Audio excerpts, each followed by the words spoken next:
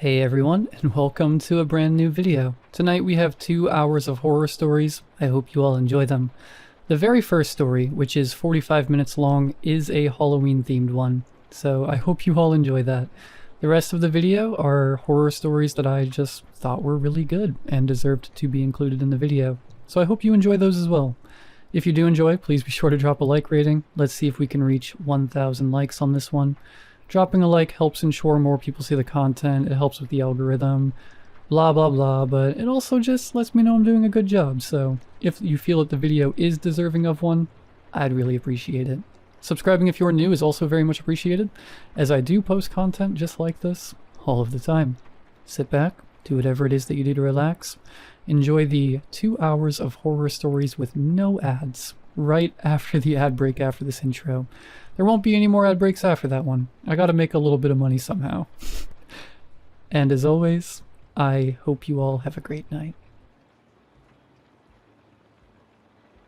Every year, in the weeks leading up to Halloween, my mom used to take my sister and I to the pumpkin patch at Walbach Farm. It was a popular seasonal attraction, a family-owned vegetable farm about a half-hour's drive from the suburbs where I grew up in Missouri. Many locals remember it fondly, but I recently learned that I am the reason it was shut down for good. One of the biggest attractions at Walbach Farm was the haystack maze. They had a haunted hayride and pumpkin carving and corn mazes too. Every upstanding pumpkin patch does. But only Walbach touted a pair of monumental, sprawling haystack mazes as the main event. Most haystack mazes are nothing to write home about. The walls are usually only a few feet high, so short that most kids are able to peer over the top of them. But the haystack mazes at Walbach were different. These were massive, fully enclosed structures. Skeletons made of wooden pallets and chicken wire with bales of hay stacked all around to form a series of branching tunnels on the inside. Giant straw pyramids, a bona fide feat of farmhand engineering. There were 2 mazes, a smaller one for younger kids, and a bigger, more complicated one for the teenagers. Of course I wanted to go in the bigger one, but anyone younger than 13 had to be accompanied by somebody older. My big sister clearly thought she was too grown up for the whole pumpkin patch thing, opting to sit on one of the swing sets and pick away at her Game Boy, while my mom joined me on an exhibition of the kids' maze. She held my hand as we ducked through the main entrance of the maze. The opening led straight into a central area with the first tunnel attached to it. It was much bigger than any other space inside the pyramid, with enough headroom that even an adult could stand straight up. Since the haystack maze had a roof made of wooden pallets and hay, it was pitch black inside. I was 10 at the time, and a bit of a scaredy cat, 4 years younger than my sister, and deeply afraid of the dark. As scared as I was at the darkness of the haystack maze, I was excited for the opportunity to try out my new flashlight. It was just a small plastic piece of crap that they gave to all of the kids at my dad's company barbecue, but I was absolutely blown away by it. The flashlight was hand-powered. A small crank protruded from the back end that you had to turn to charge up the battery. This was well before smartphones came around, so it was the perfect breed of gimmicky device to boggle my early 2000s kid mind. Watch this. I flicked my flashlight on, extremely proud of how bright it was. I had spent the whole car ride there winding it up, getting as much juice in it as possible. My mom acted super impressed. I stuck to her like glue for the first few minutes. The tunnels were much smaller than the first room, meant to be navigated by crouching or crawling. Some tunnels had wooden ramps leading up to a second level. Eventually I got more comfortable and started running ahead, scoping out possible dead ends while my mom crawled behind me. Even with my mom there, it felt a little eerie. Being surrounded on all sides by thick bales of hay had a sort of noise-canceling effect. All of the footsteps around us sounded muffled, and I could clearly hear my own breathing despite being surrounded by other kids. The air was hot and stuffy and claustrophobic. The kids' maze was well occupied, but there were still some empty pockets here and there. routes that were clearly dead ends after just a few steps. I made a point to check every nook and cranny. As I peered around the corner of one of these dead ends, the beam of my flashlight met a sign that made my heart drop. A small boy sat huddled in the corner, facing away from me. His shoulders shook, and he whipped his head around as soon as I appeared. My flashlight hit his face, and I saw tears on his cheeks. He looked only a year or two younger than myself, clearly overstimulated by the whole affair. He brought his knees closer up to his chin, and silently wiped his eyes with his sleeve. "Hi, honey." My mom had caught up with me. "Are you lost?" She had the sweetest voice. The boy nodded. "Is your mom with you?" He shook his head, fresh tears welling up in his eyes. I could tell he was embarrassed, and I felt bad for him. "We're lost too," I said, holding my hand out. The boy smiled, took my hand, and picked himself up off the ground. "What's your name?" my mom asked. "Henry." "Nice to meet you, Henry. Do you have a flashlight?" "It died." He held out a small Buzz Lightyear themed flashlight and flipped the switch to demonstrate how its batteries had failed him. "That's okay. Simon can share his. Right, Simon?" I nodded, jumping at any excuse to show off my favorite gadget. "You know," my mom said leadingly, "there's a secret trick we can use to find our way out of here." Henry and I leaned in. My mom stuck her right hand out to the side, touching the wall of hay next to her. "This maze isn't very big. There's only so many ways we can go. We only get lost if we lose track of what we've checked already. So if we pick one wall and keep following it no matter what, we'll find our way out." Looking back, her method was far from perfect. The stick-to-one-wall approach might work if you applied it from the very start of a maze, but because we were already inside, the wall to our right could have easily been a freestanding divider fully contained within. Doing this could have led us in circles if the maze were complex enough. Fortunately for us, the kids' maze was intentionally straightforward. With the three of us sticking to one wall, we found the exit in just a few minutes. Henry's mother was waiting for us on the other side, looking worried. She exchanged niceties with my mom, thanking her for helping Henry out. She said that he had insisted on tackling the maze without her. I felt a sting of shame knowing that this kid, who was younger than me, had proven himself more independent. Henry and I spent the rest of the day running around together. We did the corn maze, sat next to each other on a hayride, even went back through the kids' haystack maze again. I used to get picked on a lot, so it was nice to make a new friend outside of school. After making our way out of the kids' maze a third time, we decided that we were ready for something more challenging. We begged our moms to take us inside the bigger maze, but they waved away the idea, tuckered out from the day's events. "What if Zoe took us?" I asked, prompting my sister to tear her attention away from Fire Emblem for the first time all day. "Right, like I want to go running around in the dark with a couple of kids." Zoe's words cut me, though I didn't think she meant for them to come out as harshly as they did. Upon seeing my face fall, she begrudgingly agreed to join us. A freckle-faced farm boy wearing a Grim Reaper cloak over his blue jeans stood watch at the entrance of the PG-13 haystack maze.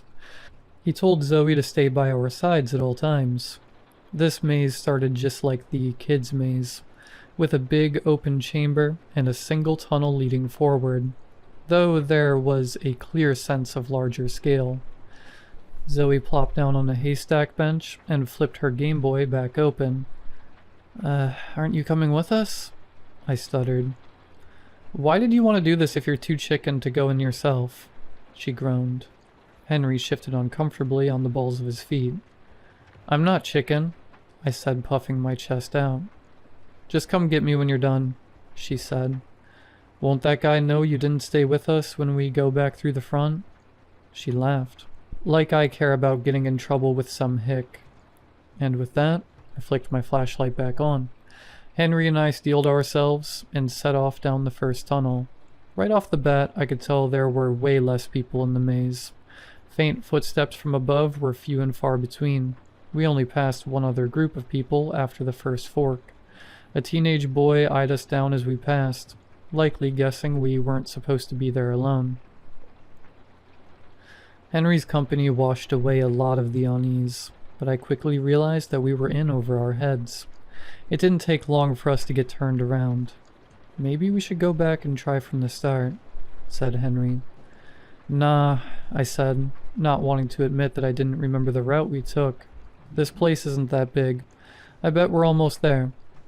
We passed the same group of teenagers again. It was a good indicator that we were going in circles, but we were both too timid to ask for help.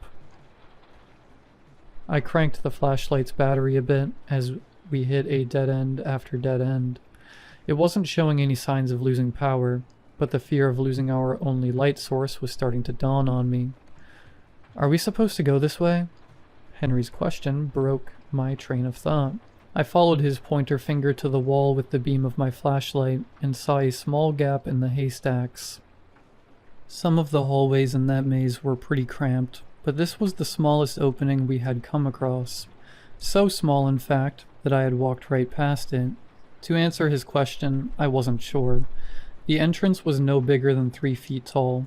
Even we would have to get down on all fours to fit through it, and it didn't seem likely that the people who built this thing would expect teenagers to fit through it all. The hole was just small enough to appear unintentional, but just big enough to suggest that it was the way forward. "Can't hurt to try," I said. Henry was a head shorter than me, so he went in first. I squeezed through behind him, holding the flashlight out in front of me.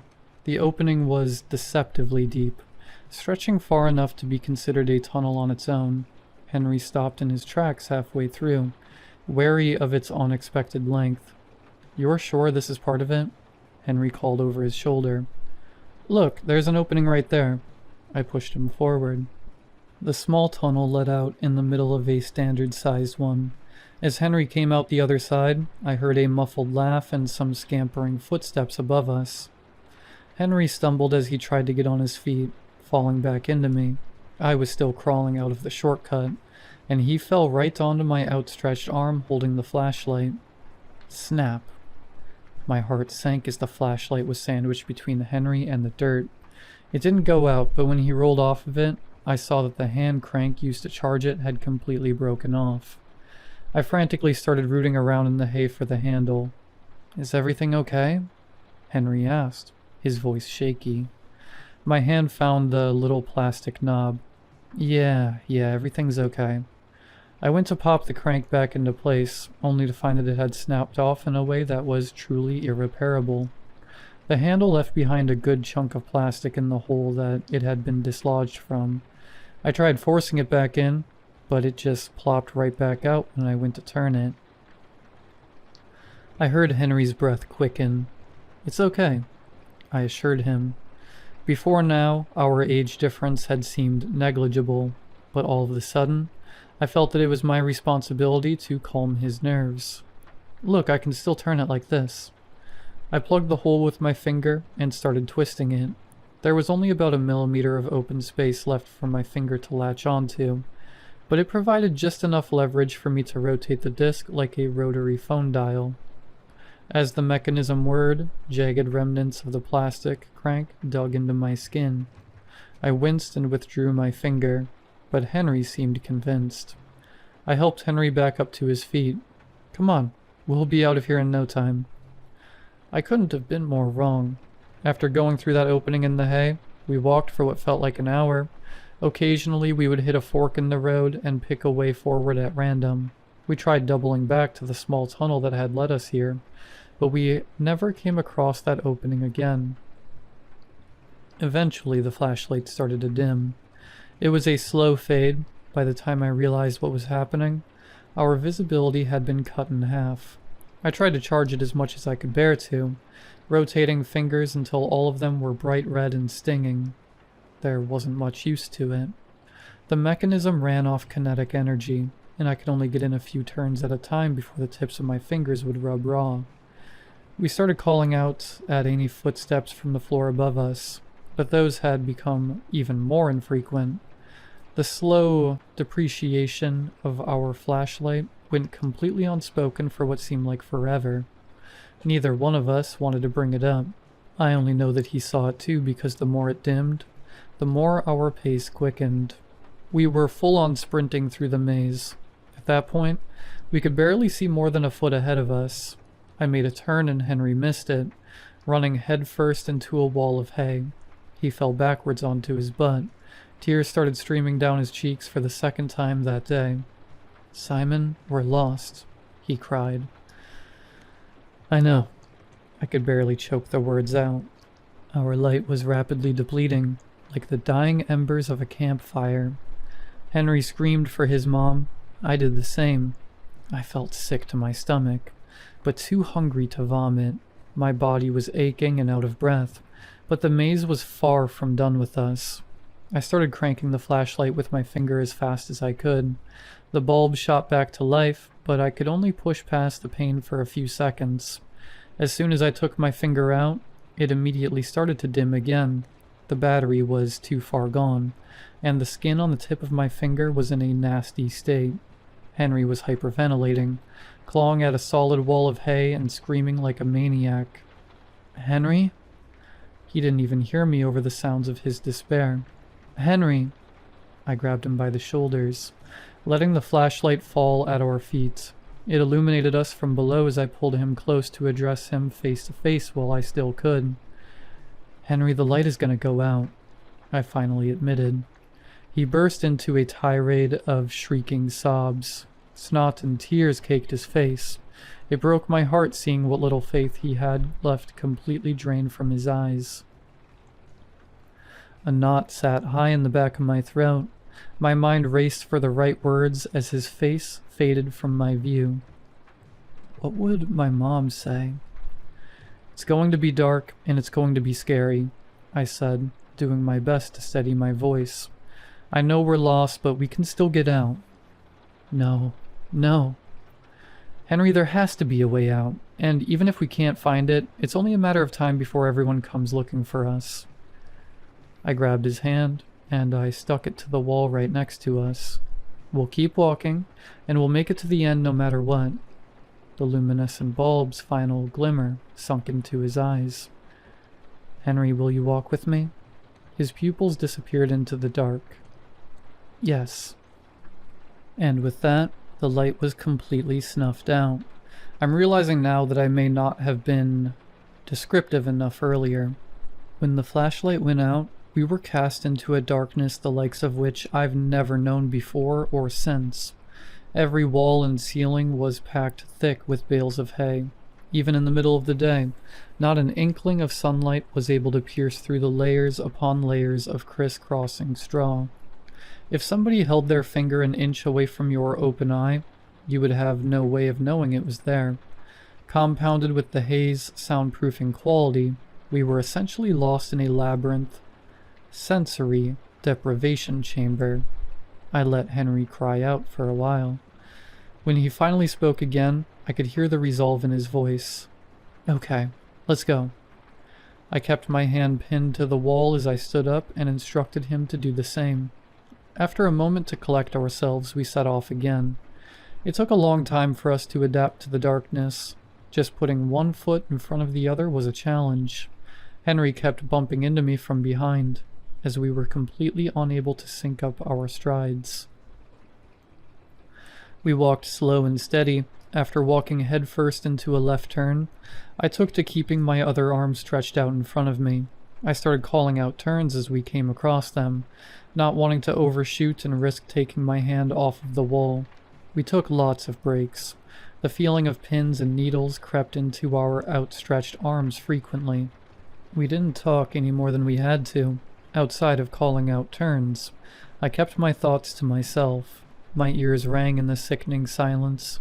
I felt some slight comfort in hearing Henry's feet dragging behind me, though it was entirely outweighed by a dread which grew exponentially with each passing second. We just kept going, and going, and going. Winding paths forked into more winding paths.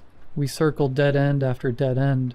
We weaved our way through countless corners and endless entrails, walking and walking and walking still, and as we walked, things started to change.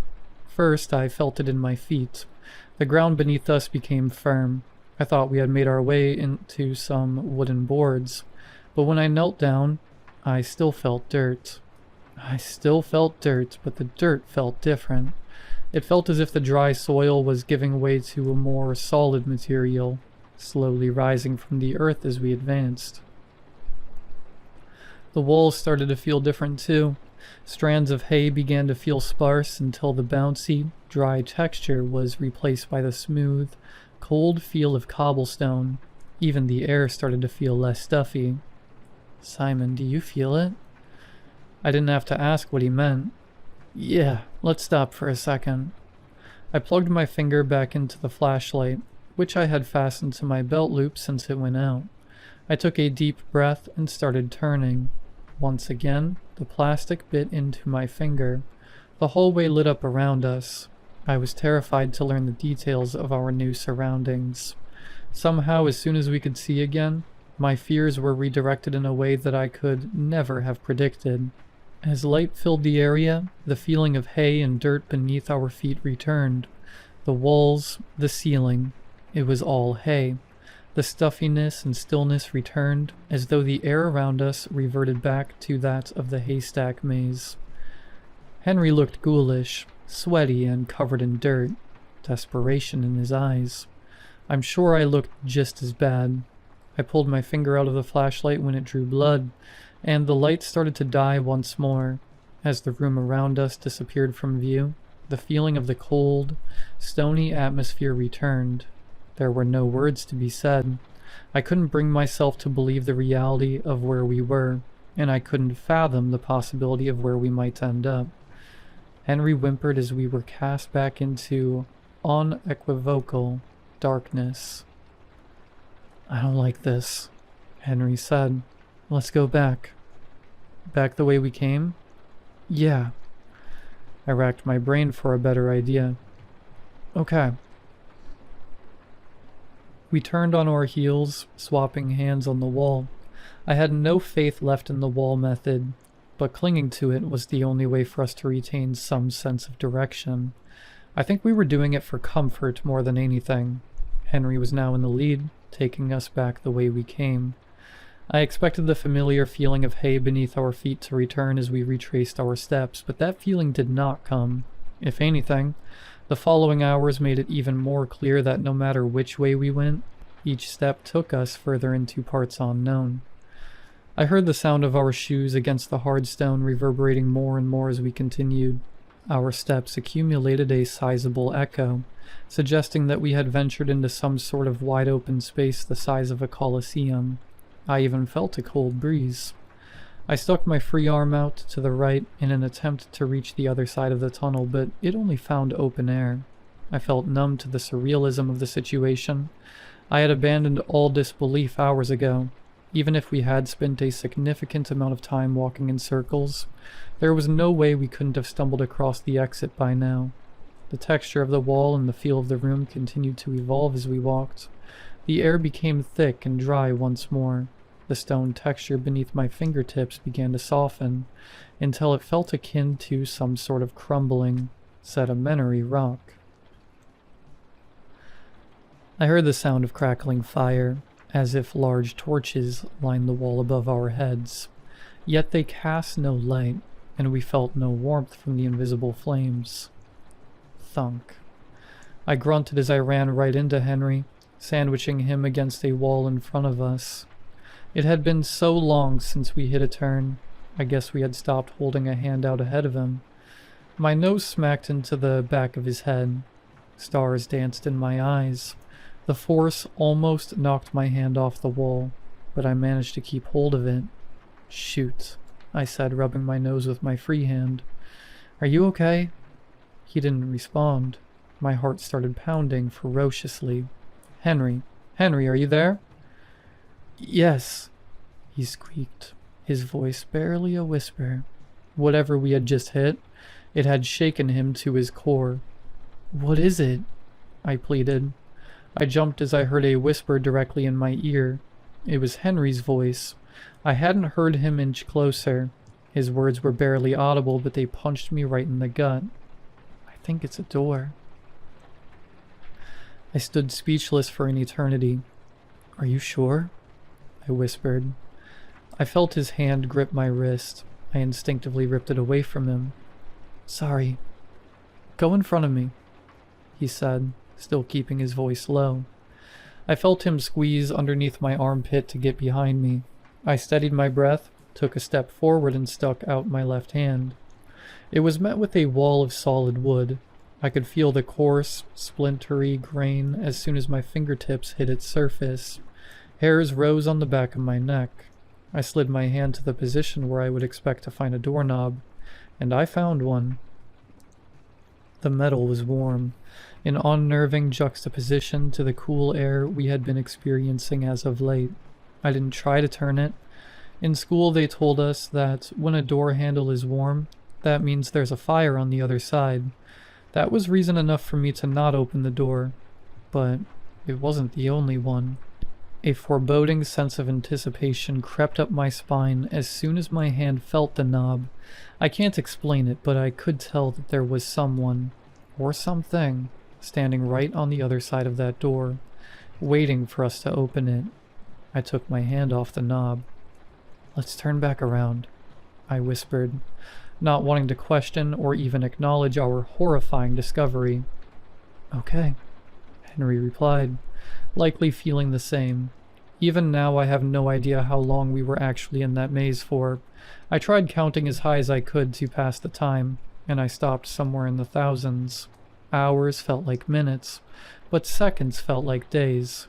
Realistically, we had only been without food or water for a handful of hours, but I'm sure that the time we spent running around in a panic had expedited our hunger and dehydration. We took breaks more frequently. Blisters had formed on my heels.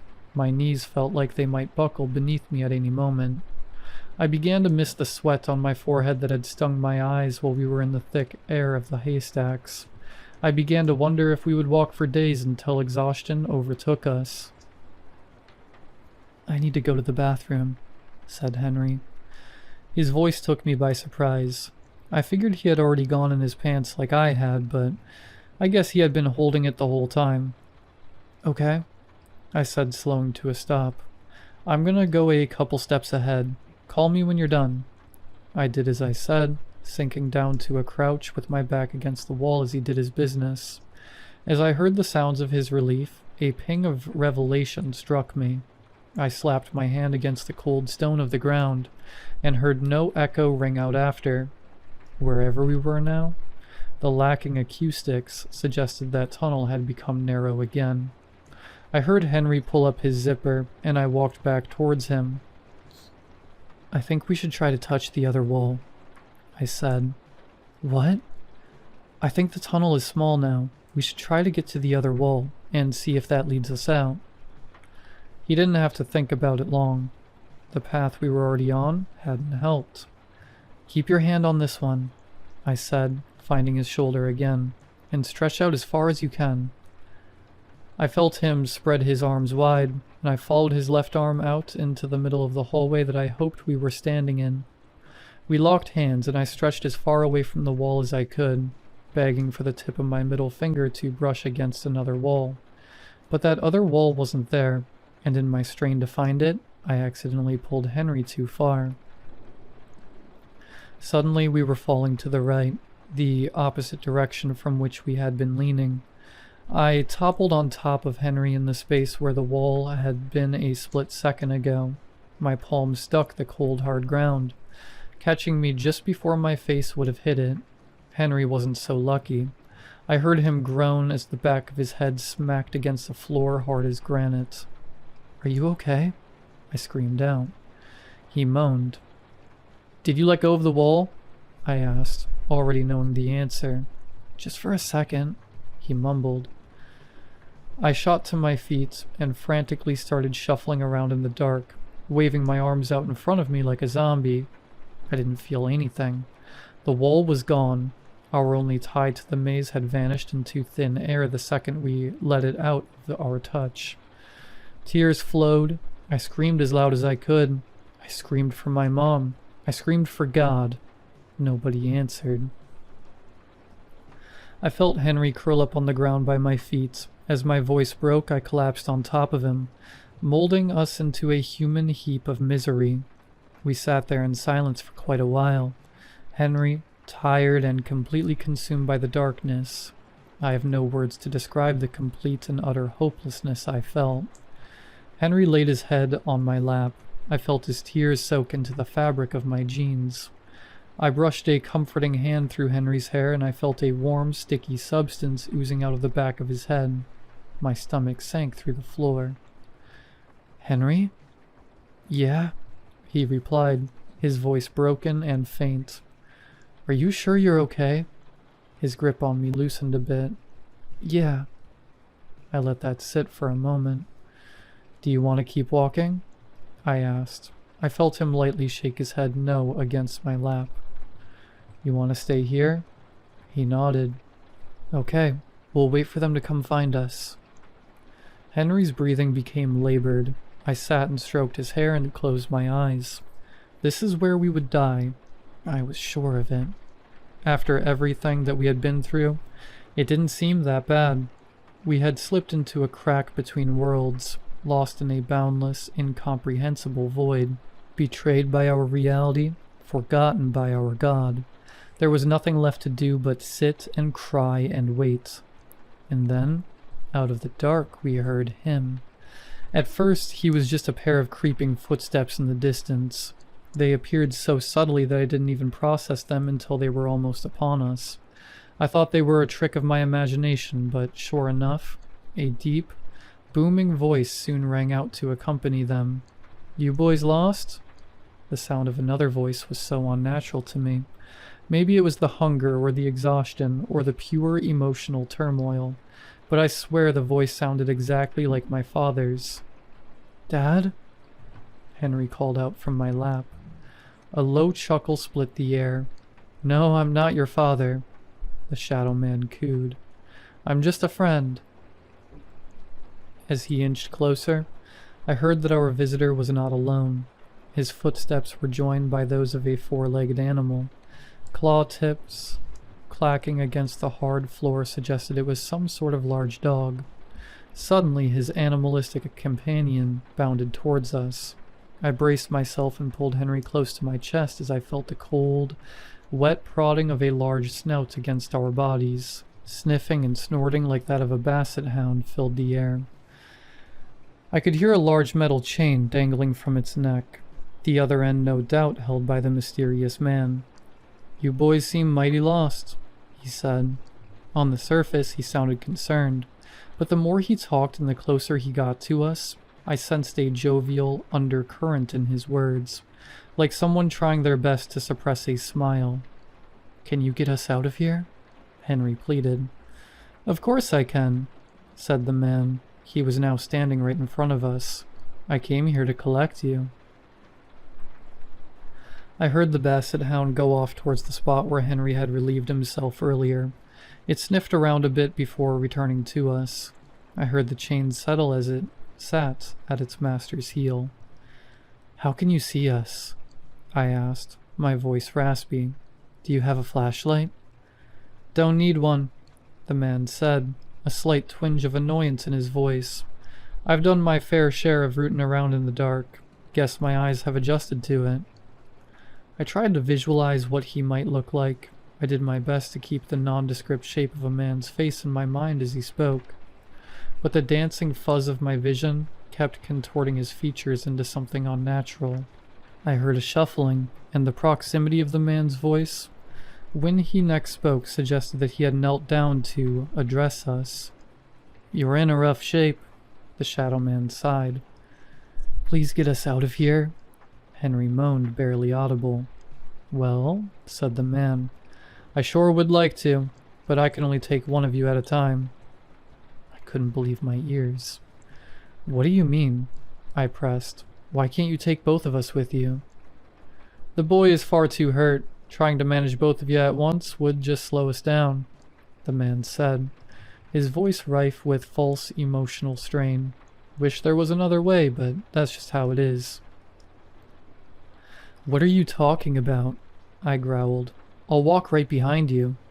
I said no, he boomed. His baritone shook my body so hard that my teeth clattered. One child at a time, that's the rule, he growled. He sounded exasperated at the notion, as if the rule were not to his own design. My gut told me not to follow this man anywhere, but the thought of being separated from Henry petrified me. The man let out another deep sigh. Don't you worry. As long as you stay right where you are, I'll be able to get you just fine. What do you say, son? I was scared and confused and filled with a million questions, but far too weak to protest further. Despite my complete lack of sight, I felt the unmistakable aura of an outstretched hand in front of me. I went to meet it, and upon feeling the leathery flesh of his palm, an icy jolt of terror shot through my veins. I had been trying as hard as I could to keep the basic image of a human man's face in my mind, but in that moment, the dancing specks behind my eyes insisted on warping those features into something horrifying. I tried hard not to imagine him as a towering, slender figure with spindly arms that stretched multiple yards long, so long that he had to fold them over thrice like the crooked legs of an exotic bird, just to offer his hand to me this close in proximity. I tried not to imagine a robust pot-belly jutting out of his otherwise slender frame, covered in thick black fur, and hanging low over his legs, which were just as long as his arms, and folded up like an accordion. I tried not to imagine his face as a grunt, eyeless visage with dark, rugged skin stretched tight around an impossibly wide grin. I tried not to imagine a pair of ivory horns atop his head that spiraled several feet up towards the heavens. I tried and tried and tried to keep that ghastly depiction out of my head, but for as long as he held my hand in his, it persisted in my mind's eye, as if it were an unquestionable truth. I withdrew my hand from his grasp, awestruck with a terror that I cannot possibly describe. I pulled Henry as close as I humanly could, and I whispered directly into his ear, "Henry, I don't think we should go with him. I think we should stay here." The man definitely heard me, but he didn't react. He remained crouched in front of us, skeletal fingers held out in offer. "I want my mom," Henry whispered. He felt limp, like a rag doll in my arms. "Please, son, I reckon he ain't got much time left," taunted the shadow man. I had no tears left to cry. Henry was dying in my arms. Whatever might happen to him, should I let him go, he wouldn't last much longer here. I loosened my grip as I felt Henry's arm leave my lap.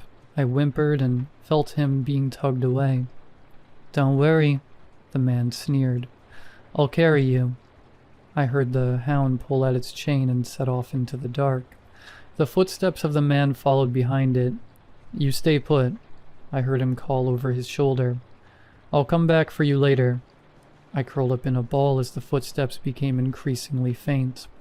My mind raced with the possible outcomes of my decision. What awaited Henry in the arms of the Shadow Man? Did he really intend to help? Or had Henry just met a terrible fate? My thoughts were bombarded with untold horrors that might be in store. I imagined Henry's blood-curdling screams at the hands of the conniving specter. I could sense his suffering. I could hear his torment. I could feel his blood on my hands. I don't know what possessed me to finally get back on my feet. Maybe it was pure adrenaline, or my fear of the Shadow Man. But the newfound isolation was a big enough push for my survival instincts to fully kick in. I was struck with the sudden, intense realization that I had to get myself out of that maze, whatever the cost. I shot up so fast I nearly keeled over. I fumbled around for the carabiner, latched onto my belt loop, and freed my flashlight from its clasp. I took a deep breath and shoved the mangled tip of my pointer finger back into the hole. It was time for a Hail Mary. I gritted my teeth and began to spin the dial like my life depended on it. Needles of pain shot up my arm as I fed the mechanism with my suffering. Every second the plastic shards dug into my skin felt like a hot lick of hellfire. but I viciously worked it round and round until the room began to illuminate. Once again, the sight of the hay walls and a dirt floor began to creep into view. But that wasn't all this time. As the light brought me out of the dark, endless void, I began to hear muffled voices and footsteps all around me for the first time in days. They were looking for me. They were looking for us.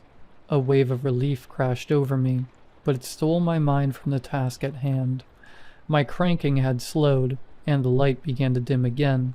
As it faded, so did the sounds of my salvation. I was slipping away back into the dark. I took off running, the promise of rescue, reinvigorating my work in the flashlight. I winced as it shredded my skin, alternating fingers until each one was coated by the steady drip of flesh blood. I cried out as much as I could, my voice raspy from overuse and dehydration. I ducked and weaved, desperate to make contact with someone, lest I fall back into the darkness. I turned a corner and finally I was met with the glow of another flashlight. I dropped to my knees, letting the bloody hunk of plastic clatter to the ground. Beams of light bounced toward me, accompanied by the worried cries of my rescuers. The next thing I remember was waking up in the arms of a stranger. Daylight scorched my retinas as a teenager carried me out of the maze. It seemed impossible for the sun to still be up, but the time spent was the farthest thing from my mind. Through a blur of tears, I saw my mother frantically screaming at a bunch of farmhands. My sister shrank behind her, face snow-white with guilt. A crowd of people was forming around them. Whoever found me hadn't been searching for long. I barely remember anything that happened once I was out of the maze. I remember being delivered into my mother's arms. I remember how tightly she held me, while I told the firefighters about everything that had happened in the maze. I remember my sister crying profusely. I remember waiting there past sunset while a team of first responders and farmers dismantled the haystack maze bale by bale. I remember Henry's mom pacing back and forth as the layers were slowly peeled away. I remember her screaming and bawling, and slamming her fists in the dirt when they removed the last haystack. And Henry was nowhere to be found.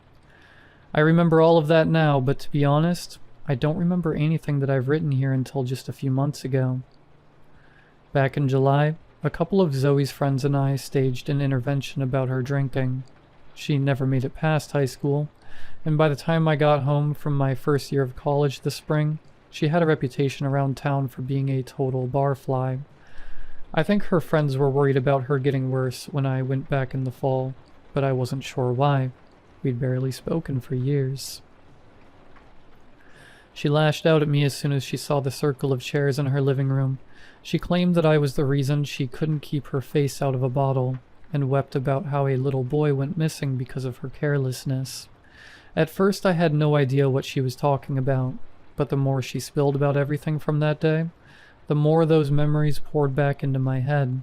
The stone hallways, the wooden door, the man who took Henry, everything.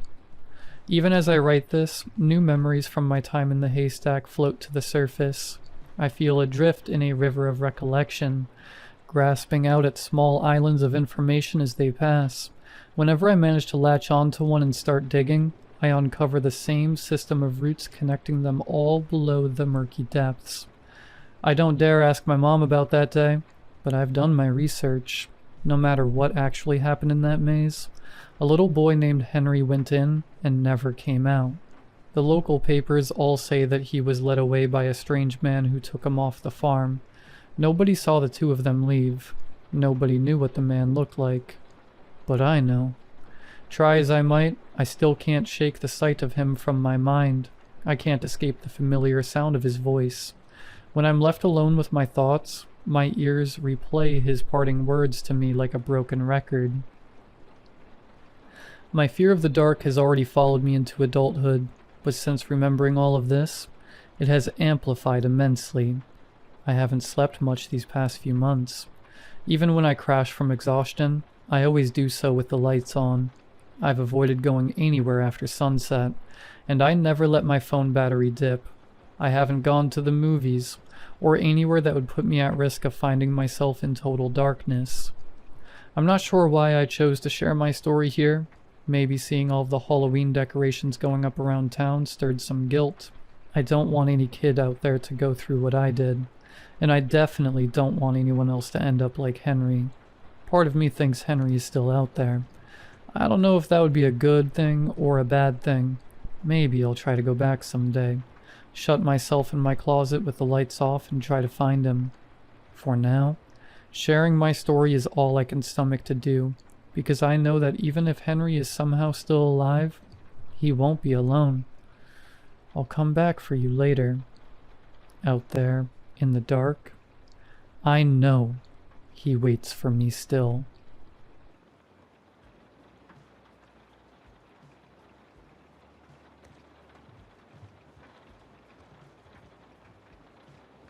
People had always told me I was pretty enough to be a model, but I knew modeling was the farthest thing from what I wanted to do.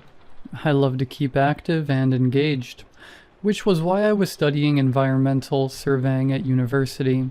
The last thing I wanted to do for a career was stand around all day, striking empty poses while photographers snapped pictures of clothes I was wearing that I didn't even like. I was the kind of girl who was always bouncing off the walls to go outside and do challenging, honest work. Modeling would not be that. But I recognized that it was a relatively easy way to earn money, and I definitely could use a little extra cash while I completed my degree. So on that day when that businessman stopped me in the mall and asked me if I would be interested in modeling, I considered it. Unlike any of the times modeling had been mentioned to me before, I listened intently and took the man's card.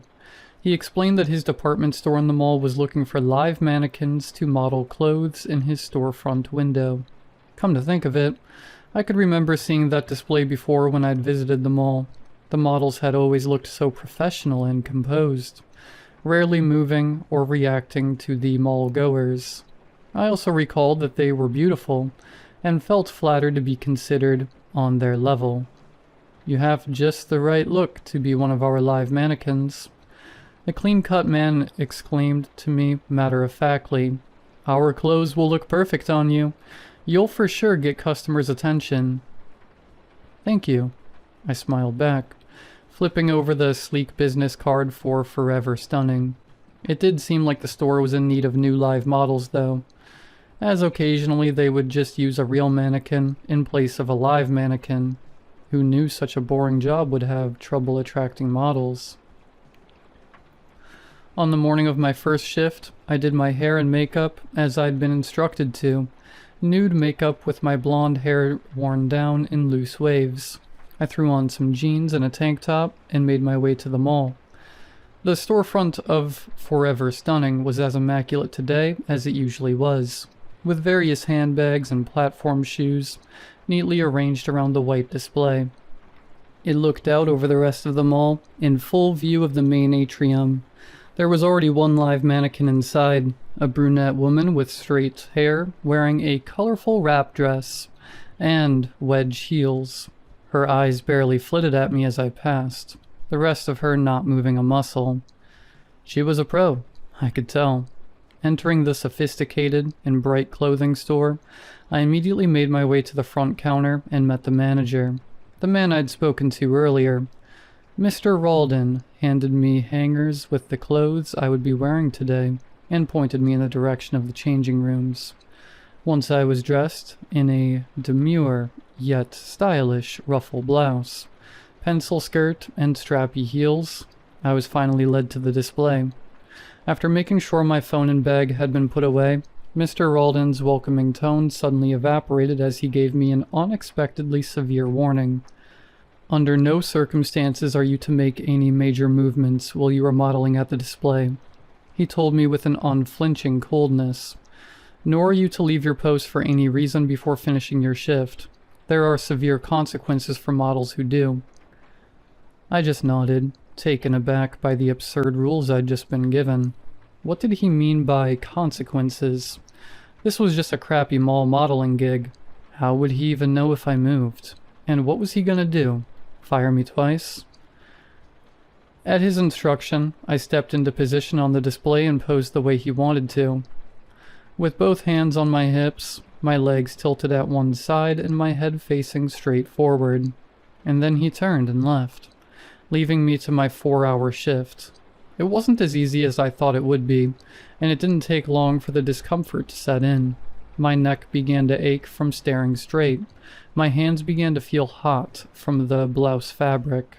My ankles began to wobble in the tall heels. Almost as annoying were the endless people walking by in front of the display. About a third ignored the display, but a good deal looked at me. Half would just observe me but keep walking, but the rest would react to me in some obnoxious way, pointing at me, chuckling to their friends, shaking their heads in disapproval, mimicking my poses, or even catcalling me. Worse yet were the ones, usually kids, who would tap the glass or try distracting me, like I was some kind of zoo exhibit. I was sure at least an hour or two had passed, but I couldn't even check my watch to be sure. All the while, the uncomfortable fabric was starting to irritate and cut into my skin. It seemed ridiculous that I would be expected to endure hours more of this without even a break to readjust myself. "Hey, I'm just gonna take a quick break," I called out to the other model, still in pose. Before the words were fully out of my mouth, an urgent reply shot back from her. "Do not move," she implored, her mouth barely moving from what I could see of her reflection in the window. Her pose, of having one hand on her chest, one hand held out at her side, and her head tilted slightly back, was considerably more uncomfortable than mine, and yet she was refusing to budge even a little. "Just stick it out until the end of your shift. If you move, you will seriously regret it," she hissed again. And she was completely right, though I had no idea at the time. Some people take modeling jobs way too seriously, I thought to myself instead. "Yeah, sorry, but screw that," I replied, imperiously. I finally broke my pose and stretched my limbs, readjusted my garments, and scratched any itches. It felt so good, and I couldn't believe I'd deprived myself of it for an hour over some silly rules. Retaking my position, I noticed that several passerby had witnessed my little character break from being a live mannequin. Hope that didn't ruin the magic too much for them, I thought sarcastically. I could sense the disapproval coming from my fellow model, but I didn't care. My discomfort fixed, I vowed to remain still for the rest of my shift. My shift continued on and more people in the mall continued walking past the display. I noted with relief that dealing with their reactions had become easier. In fact, it felt like they were hardly reacting to me at all anymore. While shoppers were still pointing out and ogling my fellow live mannequin, with me they would look at my clothes or not look at me at all. It was an odd change, but I guessed a welcome one too. Another hour had rolled by when there was a break in the monotony. My best friends from school were walking past the window, and my excitement swelled to see familiar faces. I was sure they'd find it a right gag that I was working here, and provide some amused reactions. But as they approached the window, they looked right through me. They pointed at and reacted to the brunette model, but when their eyes landed on me, it was like they didn't even register me as a friend, or a human. As they passed the display, I leapt off it, running back into the store in panic.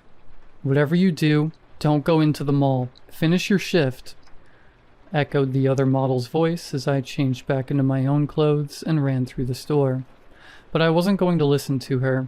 All those empty looks from people were weighing on me. I needed someone to see me as a person, to register my humanity. Exiting the store into the mall, at long last I noticed people looking at me, paying me attention, but that attention was the worst possible thing I could have received. "What is that?" a woman screamed, dropping her shopping bags in fright.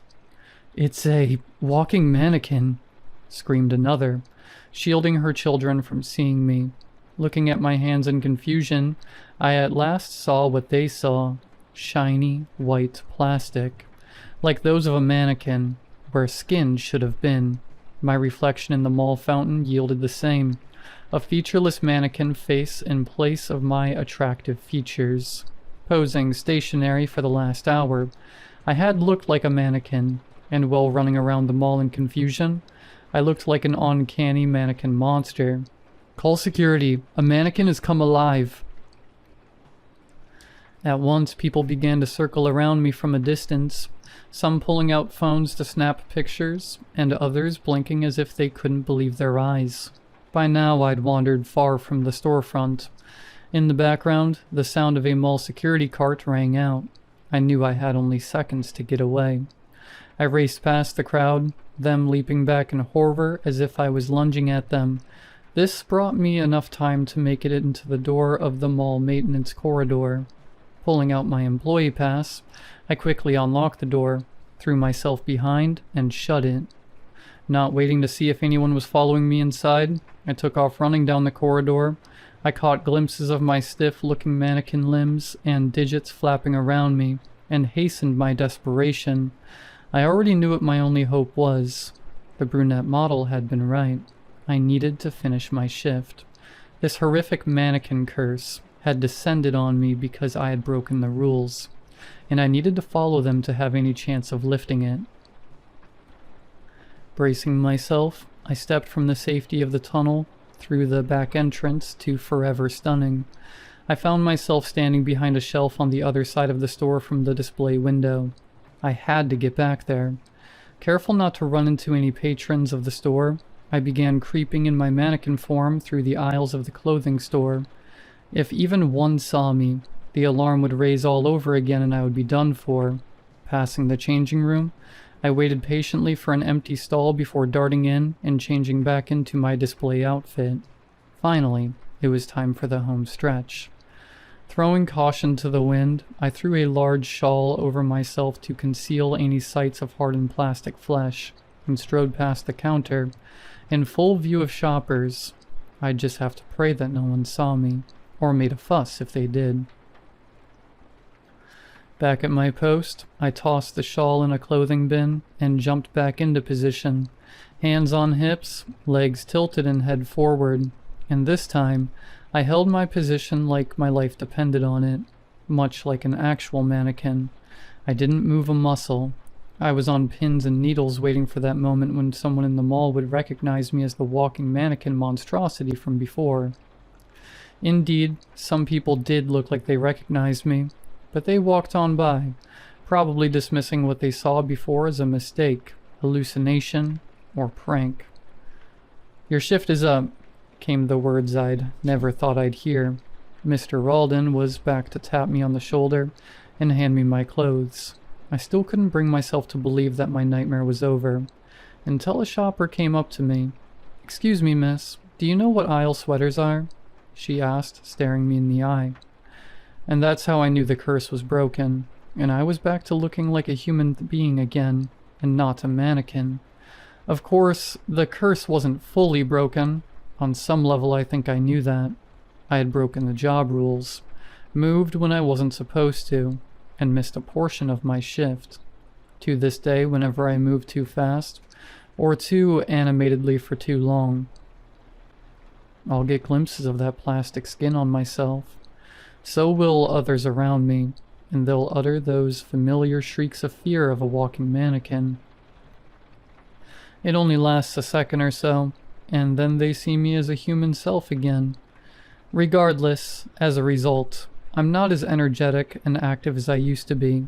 I try to be still whenever I can, when I'm out in the field working or socializing with others, so the curse doesn't kick in. I quit live modeling the day after my first shift, but I still find myself following that golden rule. Do not move.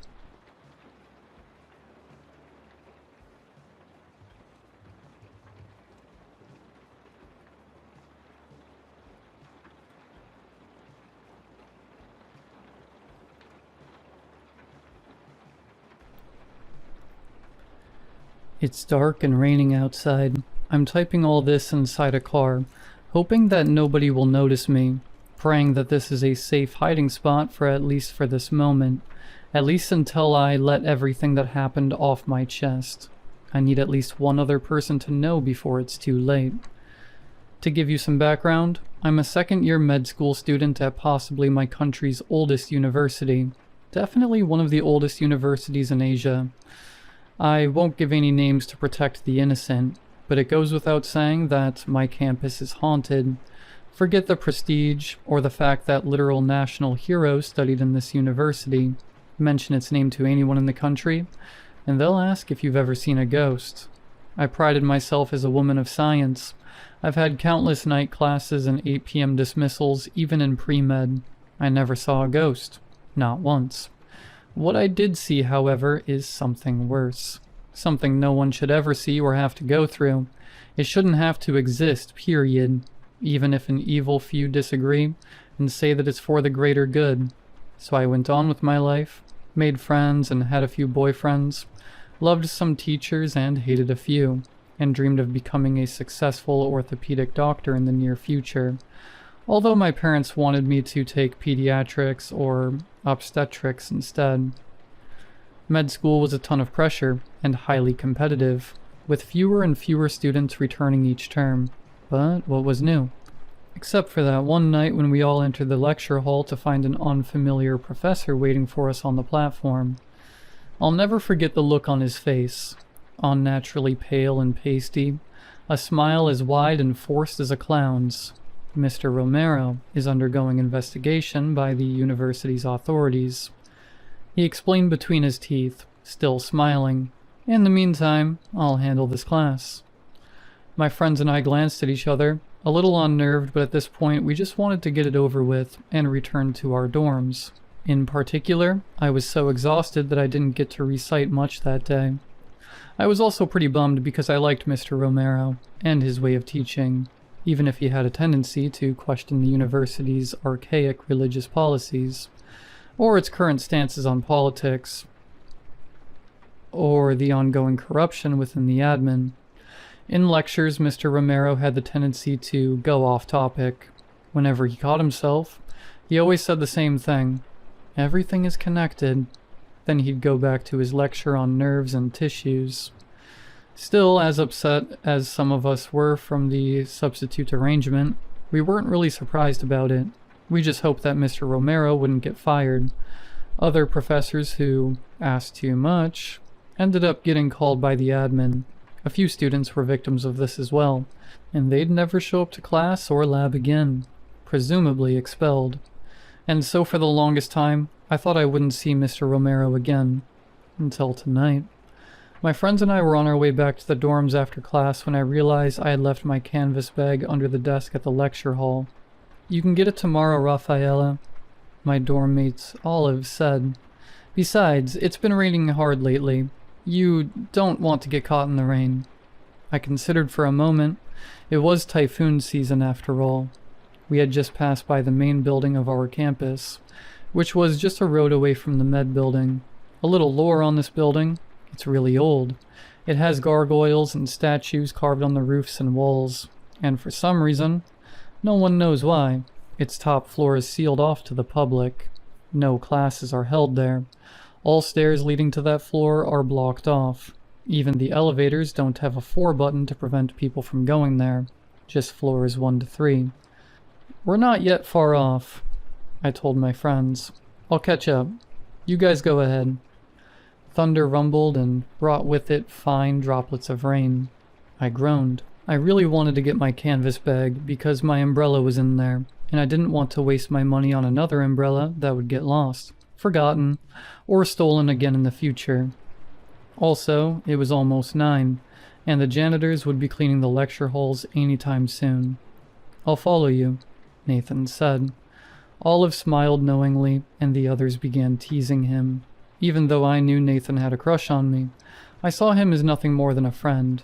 I hurried to the med school building before he could follow, and before the rain worsened. By the time I found my canvas bag, the building was almost empty and the lights of other classrooms in the hallway were going off one by one. The last classes were getting dismissed. The rain outside worsened as well, all of a sudden, sending torrents of downpour that I knew would flood the lower-lying levels of the campus. I groaned, realizing that I had chosen the worst pair of black flats to navigate that possible situation. But it had been sunny in the morning. Never mind, I thought to myself, settling on my seat in the lecture hall. It was so eerie to be alone, but I didn't believe in ghosts, and I knew that it would be much worse outside. Maybe I could use a bit of rest. I yawned and folded my arms on the table and slept, setting my alarm to 20 minutes. I didn't know then that I was being watched, that there were footsteps from the hallway, and that the whispers I soon heard came from people who had just entered the room. For all I knew, these were just part of a dream. Then the alarm sounded and I woke up to a dark room that smelled like rotten meat. Or worse. I've handled cadavers in med school. I thought I was used to smell of death. But this wasn't just death. It smelled like something or someone was actively dying, decaying, and in the darkness all around me were cries and moans of pain. I scrambled to my feet. I tried to stay calm. I knew that I was no longer in the lecture room. For some reason, I was still holding my phone. I turned on my flashlight and saw myself in a dark hallway. One wall was made up of windows half hidden by thick railing. I peered outside and had to blink twice. I wondered if I was still dreaming. The windows overlooked 4 stories below, to a courtyard garden, that of the main building. Then I heard rattling, 3 knocks coming from a door. A rescue. Deep voices, including the substitutes. If it works, at the very least, some part of her will be here. Another voice, a female, someone I couldn't recognize. And if it doesn't, then she'll end up like Romero. Footsteps and flashlights, lines of light that fell upon walls and revealed horrors that almost made me scream out loud. But that would give me away. I hid behind an empty bookshelf, hoping to blend in the shadows as the 2 teachers inspected the room, but not before I captured evidence against them. Shielding me from view on the other side was a torso. Yes, a torso. The rest of the body blended in the wall. As the flashlights danced around the hallway, I caught more body parts. An arm jutting out of the floor, a hand swaying in painful, jerking motions, legs and feet with missing toes and embedded between walls and the floor. Shapes of faces under the paint, their expressions filled with agony. Still with my phone in hand, I hid behind the half-bodies and other obstacles. A chair here and there, other bookshelves, some nearly broken tables, and followed closely behind as the 2 paced the room. Trust me, I caught everything on video. The body parts still jerking and moving, attached to the ceiling, walls, floor, the sounds of eternal torture, people forever stuck between life and death, and then snippets of answers. My substitute professor and his colleague were apparently using the bodies of subversives and patients who had no family to miss them as test subjects for experiments on teleportation. But I can't tell if this new arm over here is hers. It's her skin tone. Something tells me it's not her. If it's not her, we've succeeded at least. I stayed long enough until I saw what I needed to see. I used the flash in my cell phone camera, knowing fully well that I was finally blowing my cover. But that was Mr. Romero's head sticking out of the wall, offering me a small, sad smile, and a word of advice that I was going to take regardless. Run. I dashed down the hallway. The professors, more familiar with the terrain, sprinted after me. Or tried to. Some of the arms yanked their feet, and they had to struggle to break free. The man broke free first, but tripped over another leg, while another half-body jutting from the nearby wall reached out to pull his hair until he fell backwards. Meanwhile, I was getting closer and closer to the door, wondering how on earth I was getting out of the building, if every entry point to the 4th floor was sealed off. Turns out I didn't have to worry. I opened the door, and in the blink of an eye, I was at the lobby of my dorm. Nobody else was there. It was late, but the lights were still on, and in a moment, the security guard came out and greeted me with a smile.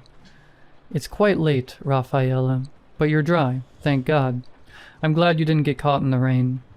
Thunder rumbled outside, the wind and rain howled. I ran up to my room, charged my phone, and checked if everything was there. Nothing but 10 minutes of blank, mute nothingness. And the pictures I took of Mr. Romero? One long black rectangle that didn't show anything even when I changed its brightness in an app. I knew I couldn't go back to school. I closed my eyes, and when I opened them in a second, I found myself in my car, which was in the parking lot across the hospital. Their experiment on teleportation worked for the very first time. It seemed, with me. I am slowly learning to navigate this power. All I had to do was close my mind and will myself to be in a different place. I must admit that it was an amazing power to have. Something I could also use in bringing the truth to light. But at what cost? At what cost?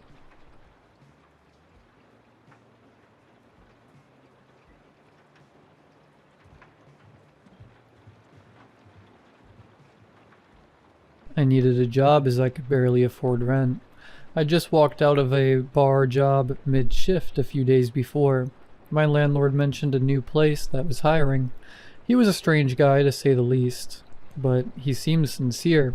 "So you can get me something that starts straight away?" I asked. "Yeah, they'll take you on pretty quick. They're always getting new people. You know how to drive a forklift, though, right, kid?" he said. I didn't, but I was desperate. I thought, how hard can it be? "Yeah, I can drive one. Is this a warehouse job then? Is it nearby?" I asked. "Yeah, it's not too far from us. I'll give them a call and let them know they got some fresh meat." He waddled off, and I went back into my apartment. Well, that was easy, I said out loud. I was pretty happy. I just got a job. I decided to celebrate and ask my friends if they wanted to go out to the bars tonight. The next day, my landlord knocked on my door at 5 a.m. I had only gotten home a couple hours prior. I opened the door in my underwear. "Yeah, what's up?" I muttered, my mouth still dehydrated. Dry as desert sand. "You start today, kid. Get dressed and head down there. Here's the address." I wrote it on a piece of paper. He commanded in a deadly serious tone. Before I had a chance to speak, he handed me the note and stormed off. He had scribbled the address on a torn piece of a dirty magazine. Didn't surprise me at all. I got dressed and grabbed a bus to the nearest stop to the address he gave me. It was in a shady part of town. A really, really shady part of town. I'd actually avoided going this way my entire time living here. First time for everything, I suppose. I came to the address, and it was a warehouse. It looked old and abandoned. I banged on the door and, to my surprise, it swiftly opened. A tall, dark, handsome man in a designer's suit stood before me. Charlie, isn't it? Your friend has told us you can fill in the forklift position. You're right on time, too. Come on in, son," the man said. Yeah, that's me. I followed him inside and saw the warehouse. It was awfully clean. Too clean. I could practically see my reflection in the floor. I could see multiple cleaners scrubbing various areas of the small warehouse. They were wearing full hazmat-looking suits. It looked like something out of Chernobyl. He guided me to the forklift and stared at me. "Here you go," he said in a joyful manner. Do I need to, sign any paperwork or anything? Don't I need a high-vis or something too?" I said with a shaky voice. I was terrible at faking anything. "Nope, we trust you. You're all good to go," he said with a big grin. This forklift. It's kinda different to what I'm used to. Is there a manual or something?" I said with a tremor in my voice. There was no way I could pull this off. "Different? This is a standard model. I wonder what you're used to then." I opened my mouth, but no words came out. I was so embarrassed and actually kinda scared too. Before I could spew any more BS, he grabbed a worker walking by. "Dean, show Charlie here how to use the forklifts. He's not used to this model." The man, my new boss now, walked off in a hurry. Dean, my new co-worker, spent the next 30 minutes showing me how to use the forklift. He could tell I'd never touched one in my life, but didn't seem to care. Dean was an odd-looking guy. Straightforward and nice enough, but definitely a dark horse. His face was covered in scars. They looked like cat scratches. He was missing an ear, and an eye, but didn't bother wearing an eye patch. His head was shaven, and he had a long red beard that hadn't seen a wash or trim in years. I was surprised how easily I took to the job. They had a few positions: drivers who unloaded the trucks, drivers who put away the containers, drivers who then took containers to the trucks that were leaving, and drivers who loaded the trucks that were leaving. To start me off, they put me on taking the containers from the unloaded trucks and putting the containers away. The containers were about 6 feet tall and 6 feet wide, like a really small elevator. They were a thick iron, not like regular wooden crates. They had an opening door on them which looked heavily padlocked. As I was moving the containers in the forklift, well, just about doing so without crashing, I could hear rumbling and thudding inside the containers. Whatever was in there was moving. I saw the man from earlier walking around and waved at him to get his attention. He walked over and said, "How's it going, son?" "It's good, thanks. What the heck is in these containers? I'm worried I'm gonna drop them if whatever's in there keeps rocking about. I hope I'm not breaking anything," I said to him. "Part of your paperless verbal contract is to respect our client's confidentiality. We don't open the containers. Each and every container has a unique barcode. We simply receive shipment, store the containers for a short amount of time, and ship them back out," he said in a stern yet friendly tone. "Oh, okay. Alright then. About my contract, how much does this job pay? And what are my hours?" I asked nervously. "Your hours are 6 a.m. to 9 p.m. You will also be paid 333 euros a day at the end of each shift, in cash," he said with that same grin. "Oh, okay, thanks. I'll get back to work now," I said to him. 333 euros a day? That's so much money. I'm gonna be rich doing this job. What a weird amount, though. And cash. Who pays in cash? 6 a.m. to 9 p.m. is going to be brutal, though, I thought to myself. I had stopped paying attention to the container on my forklift, and as I tried to move it up higher to fit on the stack, my finger slipped and I pressed the wrong button by mistake. The prongs of the forklift shuddered and the container came crashing down. As part of the container burst open, I heard a quick, excruciating scream. And then nothing. The scream came from inside the container. The entire team stopped what they were doing and rushed over. The cleaners immediately began spraying and cleaning up the container like flies swarming a corpse. As I looked around, panicking like crazy, I looked back to the container. There was blood pooling by the now busted container door. A security guard grabbed me by the throat and pulled me out of the forklift. He shoved me to the ground and put a knee on my head, holding me down in place. The tall man in the designer suit rushed over to me and told the security guard everything was alright for now. "It's okay, son. Accidents happen. It's only your first day. How about we take a lunch break while the team sorts out this little accident?" "What the hell is in there?"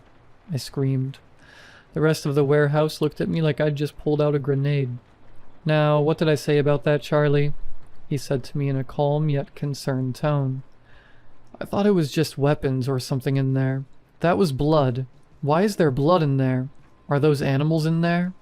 I cried. He didn't answer my questions. The security guard picked me up by my feet and escorted me to a break room. The room was small.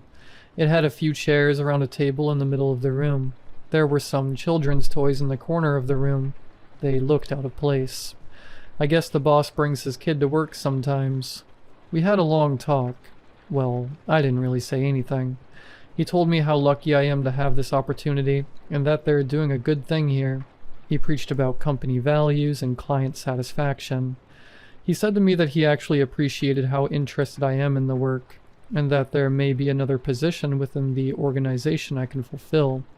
He said that actually, since my little accident, a slot's just been opened for a brand new, exciting opportunity. I'm in the break room now. He's gone, but says he'll be back soon and show me what the inside of the container's like, to put my mind at ease.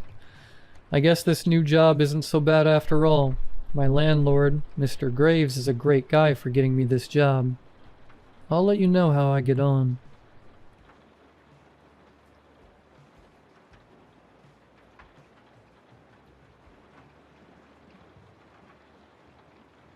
It all started last Monday. I received a call from his basketball coach. My son Riley had been acting more strangely than usual. He said my son had seemed to intentionally pop 2 basketballs alone in the locker room. I made my son play for the church league after school, even though I knew he would much rather play on his computer or phone. It wasn't like him to get in trouble. When I got to the school gym, the coach told me the basketballs were old and worn, but Riley refused to explain how they popped. I went to talk to my son, and it didn't seem to register right away that I was talking to him. He was glued to his phone screen, rocking back and forth, humming to himself. The 3rd time I yelled his name, he finally looked up at me and smiled. I asked him how he popped the basketballs. He shrugged, and I heard him hum that creepy tune for the first time. I told him to get up. Maybe he was hiding something sharp. At this point, although I was a little weirded out, I grew up with 2 older brothers and knew how much boys liked to poke and prod things and blow them up. I told Riley's coach that we would pay for the 2 balls, and it would come out of Riley's own piggy bank. When I scolded him to apologize, Riley let out the longest "sorry" I've ever heard him say, with a sly smile. When we got home, I told him to march up to his room and pull out the $50 I figured the 2 balls would be to replace. He nodded, and as he climbed up the stairs, I heard him humming that same creepy tune. When he got back down the stairs, I asked him what he was humming. He looked at me with genuine confusion. He told me he hadn't been humming anything. I still regret not pushing for an answer then, but I rolled my eyes and let him stomp back upstairs. Riley spent the rest of the night in his room. I honestly forget what I was watching down in the living room, but when I finally called it a night at 11, I remember knocking on Riley's door, telling him it's time for bed. Although I can't be certain, looking back at everything that has happened, I swear I could hear that same creepy, childlike tune. The tune reminded me of some of those tunes from SpongeBob when I was a kid. Like, remember that episode with the sea bear? When SpongeBob is describing what not to do to Squidward, the background tune is what Riley was humming. I just looked it up. It's called House of Horror from SpongeBob, but Riley's tune was not quite that. Riley's was more high-pitched, more drawn out, unsettling, and it seemed to just get worse as the week went on. I don't remember ever seeing Riley watch any of the old SpongeBob seasons, but it's always possible he watched them at his dad's house on the weekends. Tuesday was a late day for me at work. Linda, one of Riley's friends, Will's mom, picked him up every Tuesday so Riley and Will could hang out for 2 hours, while I rushed back to our neighborhood after work. When I got to Linda's house, Linda pulled me aside to the living room. She told me Riley had spent the entire time in the bathroom. After an hour, Will had come to grab her because he was getting mad that Riley wouldn't come out. I brought my tone to a whisper, wondering if maybe Riley might have had an accident and didn't want Will to see it. Linda seemed to nod in agreement, but told me that Will had said that Riley was watching it on his phone and wouldn't share. I felt the color drain from my face. Again, Riley was 12 years old, but the idea of him doing that in someone else's house was appalling. I began to apologize, but Linda called Will over, who was watching something on his phone on the living room couch. Linda asked Will about it. "It's nothing, just, Will paused. "Is it—" I cleared my throat out of sheer embarrassment. Linda stared me down like I was about to cross some unspoken boundary. She grabbed at my arm, a silent but clear command to stop. "Willie, honey, is it a—" Linda's voice dropped to a whisper. "Naughty video?" Will crinkled his nose. "Ew, no, gross, Mom." I let out a sigh of relief. "What is it then, honey?" Linda pushed further. Will seemed to hesitate. He looked back at me and Linda and took a glance up to second-story balcony. His mouth fell open as the 3 of us followed Riley's descent from the 2nd story. Will got up and seemed to hide behind his mom, farthest away from Riley. Riley smiled, waved at Will, and walked out the front door. Linda looked at me, puzzled. although I was equally confused. I gave a half-honest smile, apologized, and hustled out of their house. When I got outside, Riley was already sitting on the passenger seat, looking straight ahead. I must have accidentally left the car unlocked. I tried my best to get an answer out of Riley. Each question about it, or the bathroom, or even trying to return to the basketball incident from yesterday, resulted in a sarcastic chuckle or indifferent snort. When we pulled into the house, my exhaustion at an all-time high, I felt Riley's eyes face me, and for a brief moment, I felt my son's humanity return. "Sorry, Mom," he mumbled before he slowly rocked his head back and forth, humming the tune from yesterday. Riley grabbed his backpack and left me alone in the car. I pondered calling Riley's dad, but I would rather not hear a lecture from Kyle, Riley's dad, who already disapproved of my parenting style. I instead found my older brother Ian's name on my contact list and told him about the 2-day events. Ian let me finish and ran before he told me it sounded like Riley was going through a weird moment in his puberty, and it's probably best to just leave him alone. As I started to push back a little bit, I felt my brother's voice get more assertive than usual, telling me it's best to just leave it alone. Ian hung up on me, something completely out of the ordinary for him. I sat in a huff for a minute before resolving to go about my day. I grabbed my work bag and walked into the house. Riley sat on the couch staring down at his phone. While I walked in, he seemed to quickly do something on it. "What are you watching?" I inquired, grabbing for his phone before he could answer. He looked up at me. "Nothing. My phone is dead." His speaking style was too polished, too short. This wasn't my Riley. I snatched his phone from his hands and tried to press the power button. Sure enough, the phone lit up with no battery signal. I handed Riley his phone back in defeat. He got up and started for the stairs. Sure enough, he started humming again, drawn out, ominous. "Stop!" I cried out. "Riley, please stop humming whatever that is. I don't like it." Riley stopped. He slowly turned towards me and seemed to just blink in place. He opened his mouth like he wanted to say something and quickly closed it. He did this 3 more times before he took his first confident step backwards. His mouth was now ajar as his eyes still seemed to study me as if I were prey. He took another step back, and then another. He watched me, stepping backwards upstairs until he got to the top. He slammed his door shut. I climbed the steps, retreated to my own room, and on the way, waited in front of Riley's door for any out-of-the-ordinary sounds, but heard complete silence instead. I collapsed at the foot of the bed, head in my hands, begging, no praying, for an answer to his weirdness. I tried to think of my own family history.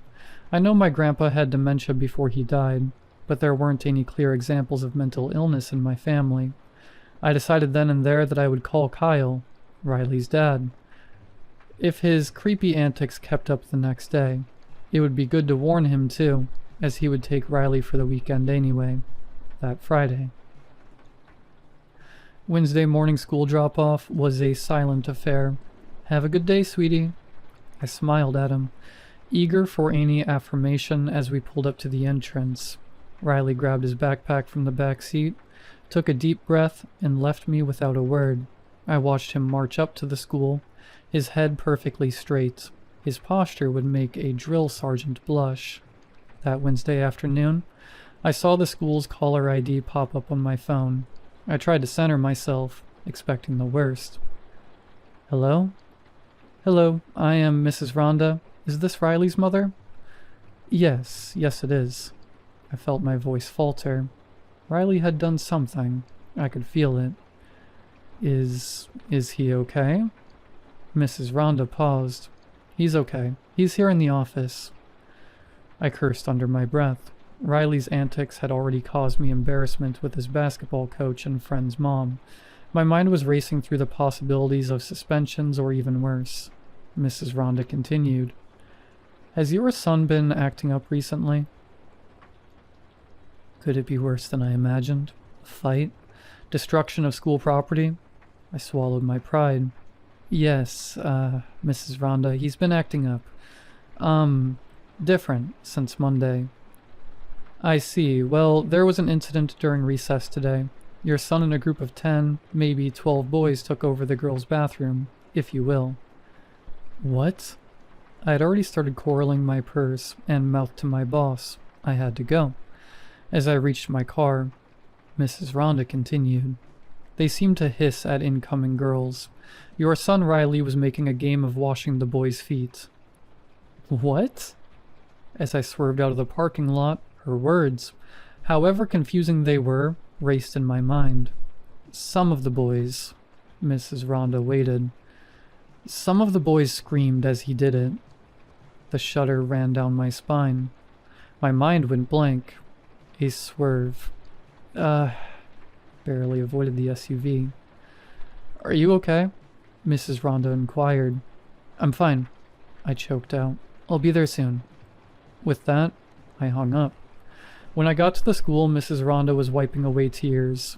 I saw Riley swaying back and forth through the office window, some of his friends sitting motionless around him. I spotted Will, 2 boys down, as Mrs. Rhonda buzzed me in.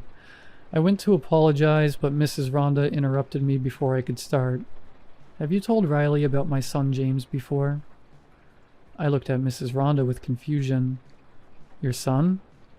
Yes, she said between sniffles, her voice dropping in a breathless whisper. The one who... She held back a flood of tears. The one who died. I instinctively pulled back in shock. Riley asked me. Mrs. Rhonda blew her nose, pushing away a tear. Riley asked me if we still had the blue Subaru that James was driving. I felt my breath stop and start. The lights seemed to get brighter and dimmer all at once. I felt my chest start to hurt, and it became increasingly impossible to gather a breath. James was driving the blue Subaru when he went off the road 10 years ago. Mrs. Rhonda examined me closely, seemingly trying to sniff out some knowledge of the incident I hadn't revealed. Riley told me that James would want us to drive it still. The little bits of James would remind us of him. The room began to spin. I looked over at the bench that held Riley. He looked over at me and grinned, still rocking back and forth. I didn't recognize my child for the first time in my life. I tried my best to apologize to Mrs. Rhonda before I went to grab Riley. As we left, I leaned in and whispered to Mrs. Rhonda that Riley would be out for the rest of the week. When we got to the car, I told Riley to sit in the back seat. I couldn't be near him at the moment. As we drove, I kept catching Riley staring me down in the rearview mirror, smiling and snickering to himself. As we came up to a spotlight near our house, and he could see me staring back at him, Riley opened up his mouth, unnaturally long, and his humming emanated from the black hole of his mouth. When we got back to the house, Riley threw his bag down on the floor and locked himself in the downstairs bathroom before I could stop him. I heard him turn on the water, but I didn't hear him turn it off. I could hear him humming his tune, even over the water, no matter where I was in the house. It seemed to be just a few feet away. I retreated to the front lawn, climbing back into the car and pressing my ex-husband's contact on my phone. When he finally picked up on the 4th ring, I was hopeless in stopping the stream of tears. Kyle seemed annoyed as I began to recount the basketball story, giving snide remarks or downplaying the terror of it all. As I went deeper, Kyle fell silent. I just don't know what's happening to him, I said between sobs. I'm scared. I'm scared for him. I could barely compute this feeling at the time, but it's only becoming more real the stronger this terror has dragged on. I'm scared of him. I waited for his response. 10 seconds melted into 30 seconds when Kyle finally said something. This all has a valid explanation. It's got... What are you talking about? My words poured out before I could stop them. Did you tell him about Mrs. Rhonda and James? I didn't even know about that. Kyle paused again. I might have. I must have. Kyle tried to reassure me. Might have come up when I talked to him about drunk driving. I felt my breath begin to quicken again. It's messed up to bring it up, but boys like to bring up the taboo. Kyle continued. You really think it is not some adult videos? I considered his theory. Will, Riley's friend, told me and his mom it wasn't. I reiterated. Of course he would say it wasn't. Kyle sarcastically snorted. Look, he probably just found some article on that James kid and wanted to freak people out. But the humming, Kyle, the feet thing, it's not natural. Something's really wrong with him. Maybe he, My words stumbled over one another. Voice dropped an octave as I hesitated at my next thought. Maybe we look into therapy options or an exorcism, I whispered. Kyle took a long breath. He's not going to therapy, and you're joking about that religious crap. Look, I'm stuck here in Yuma for another day, but first thing Friday morning, I'll come grab him. Might just need a change of scenery, and if he's not right when I drop him off Sunday, we can look into other options. I nodded to myself. Okay, I'm going to watch him tomorrow, Kyle. Maybe he'll be okay just around me. We ended our call. My hand found the door handle, but my trembling fingers refused to push it further. After a few minutes of silence, I finally exited my car and tiptoed up to the front door. As I reached for my keys, the front door slowly swung open, and I could hear the slight hum from inside the house. Riley, I called out, taking a tender step forward into the house. I looked up the stairs, expecting to see his figure loitering over me, but found the space empty. I heard his devilish humming again. It surrounded me still. I couldn't place the sound. Riley, I yelled out, circling the first level. Riley, come out now. I'm not playing. My voice fluttered in the air. My head felt fuzzy. My sinuses pushed against my eyes. Well, I could hear the blood rushing in my arms. The humming got louder as I neared the living room. Riley, you're starting to scare me, I cried out of desperation. My voice, a shadow of its past self, died within the confines of the living room, not daring to venture further. I collapsed in despair onto the couch. I felt a tear begin to well up in my right eye. I tried to push it away with my left pointer finger. Chalky, white smeared just below my eye. A fingertip taste. Salt. I ever so slightly made out the sounds of snickering to the left of the couch. I hesitated for a half second before I slid my body to the side of the kitchen and peeked down. Riley was on his knees, seeming to laugh to himself, guarding his mouth with his hand. He looked up at me, his eyes seeming to stare right through me.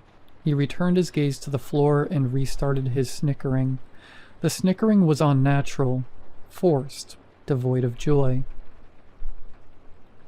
My hand reached out and grabbed his back. Riley immediately went quiet.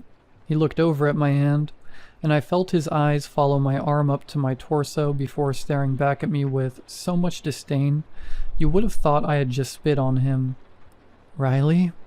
I mumbled out. His face went neutral. He blinked twice before rotating his head back into his skull. Around the back of his neck.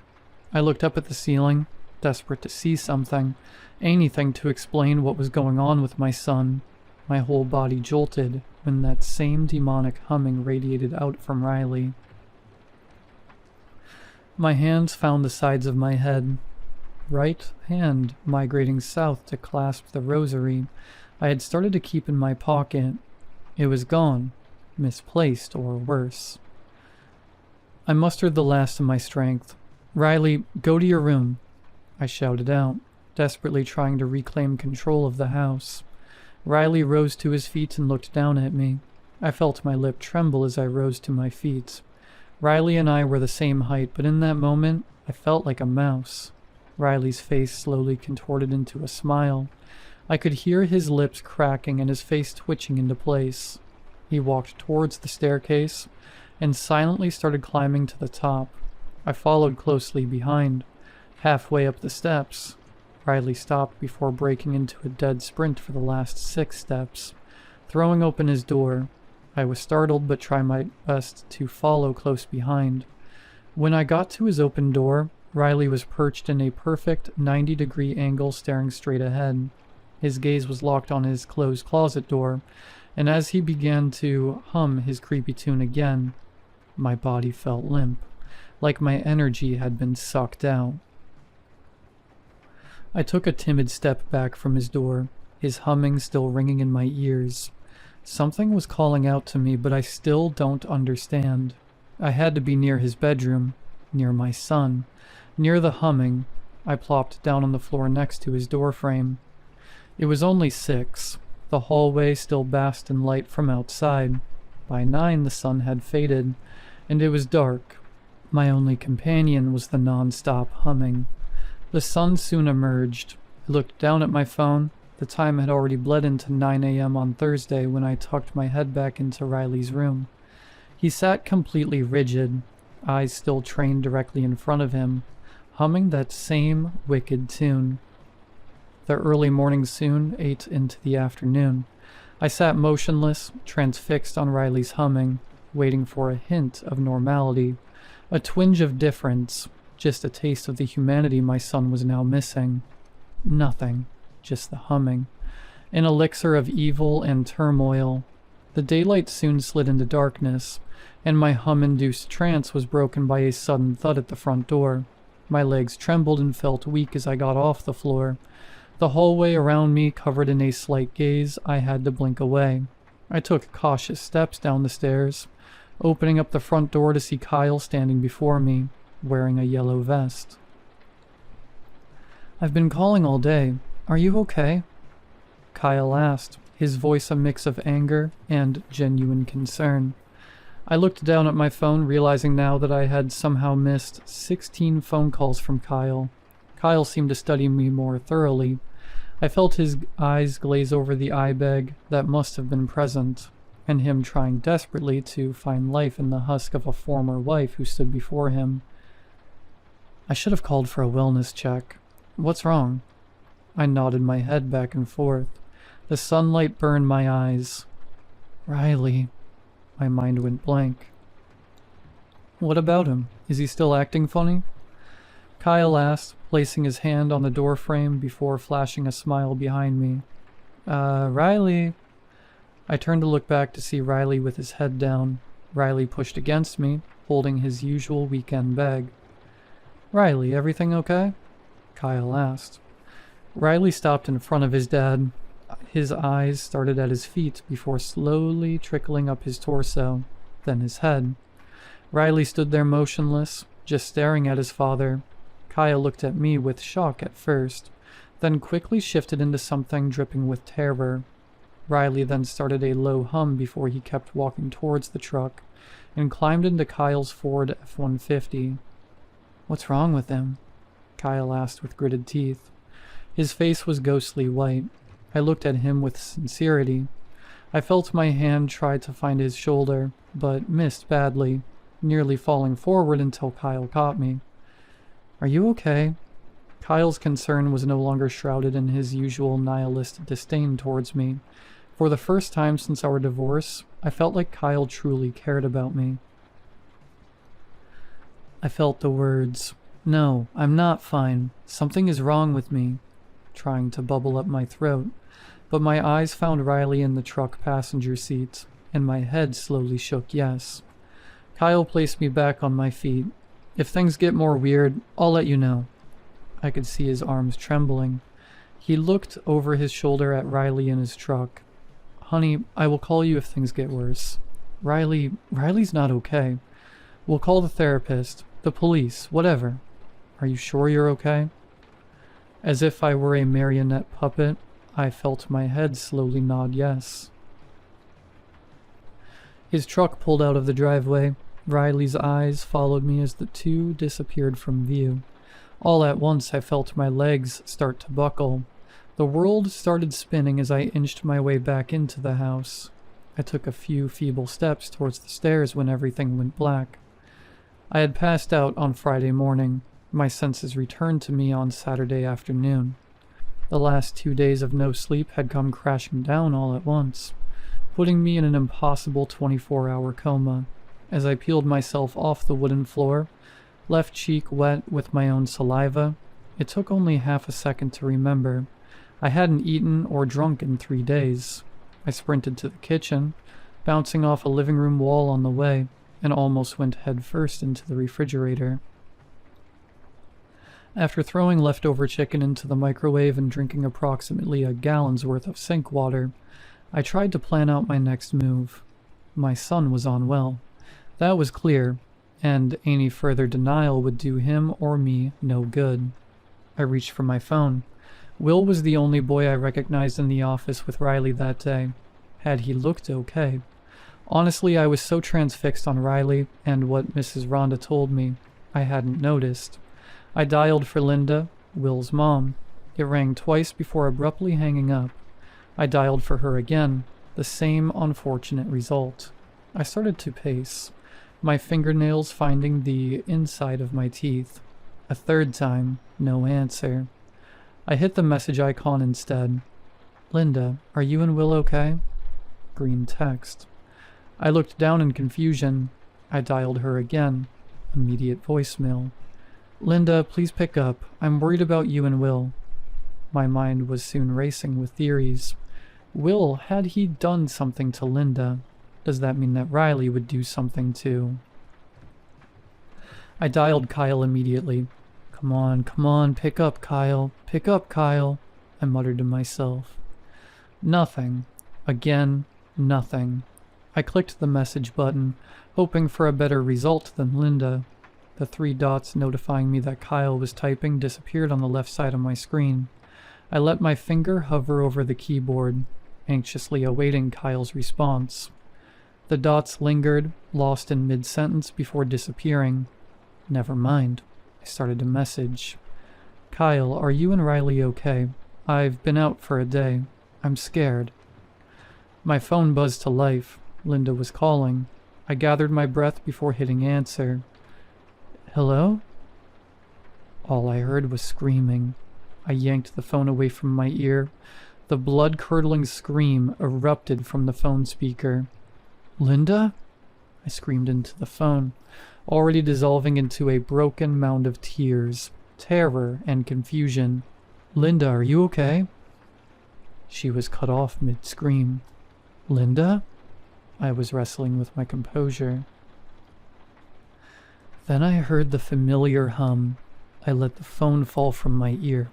The same humming Riley has been repeating all week echoed out of the phone. This wasn't real. It can't be. The humming grew louder and louder.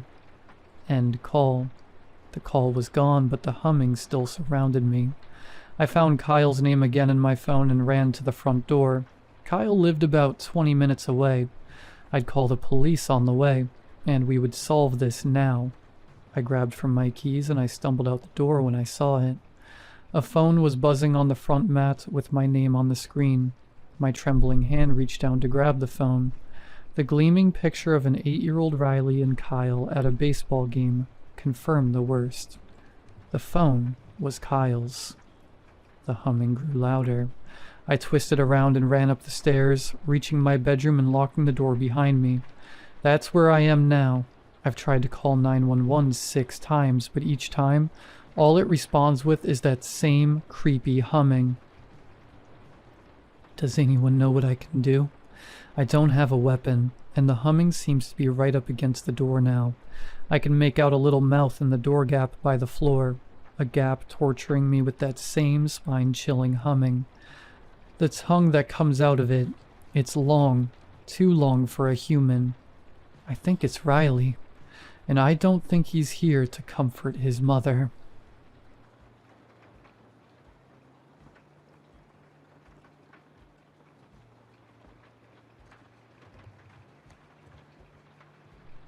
I signed the offer at 2 a.m., laptop teetering on the counter, ramen steam blurring the screen. My apartment was a shrine to junk and half-finished projects. But I had a job now, a tech startup in Silicon Valley promising a product that would change how people sleep. I believed it. I wanted to believe it. They called it the Rest Band, the REM Enhancement and Sleep Tracking, REST, Rest Band. The concept was pretty straightforward, a soft and lightweight headband that you could wear comfortably during sleep, designed to improve sleep quality using gentle neural stimulation and light vibrations. It tracked brain waves and even manipulated them, enhancing your sleep by using gamma wave entrainment. To explain it simply, tiny sensors delivered light, non-invasive pulses that stimulated the brain and synced with the sleeper's natural cycle. Those pulses would entrain the brain to maintain or increase gamma activity, promoting better sleep. It felt genius. We were writing code that would touch strangers' brains while they slept. I went to work every day believing that I was making a difference. People who suffered from insomnia would feel well rested. Waking up groggy would be over. People would go about their mornings without having brain fog. I was excited to be working on something meaningful. On top of this, we had an added perk. Everyone worked at the company had a prototype of the rest band they would use. After all, we had to have real data points to continue to develop and innovate. Then some random night I was at home on my laptop, working on the latest API to integrate into the new hardware, when I felt a tinge of curiosity. Restband's backend was notorious for being off limits to most employees. Hell, everything important was cordoned off. Cloud servers, encrypted drives, corporate partitions. We heard the phrase, security first, over and over again. But since I was working on the latest API, I was granted with root access. I was itching to poke around. I just wanted to take a tiny peek. Nerds do that on the regular, right? Most of what I saw was pretty useless. Log files, error reports, half-developed code packages with cute little developer nicknames like sheep_counter and sweet_dreams. It was like I was rummaging through a closet of junk. I knew I wasn't supposed to be in there. My credentials only allowed me access so I could test the API. But as the night wore on, I found my way further into the system.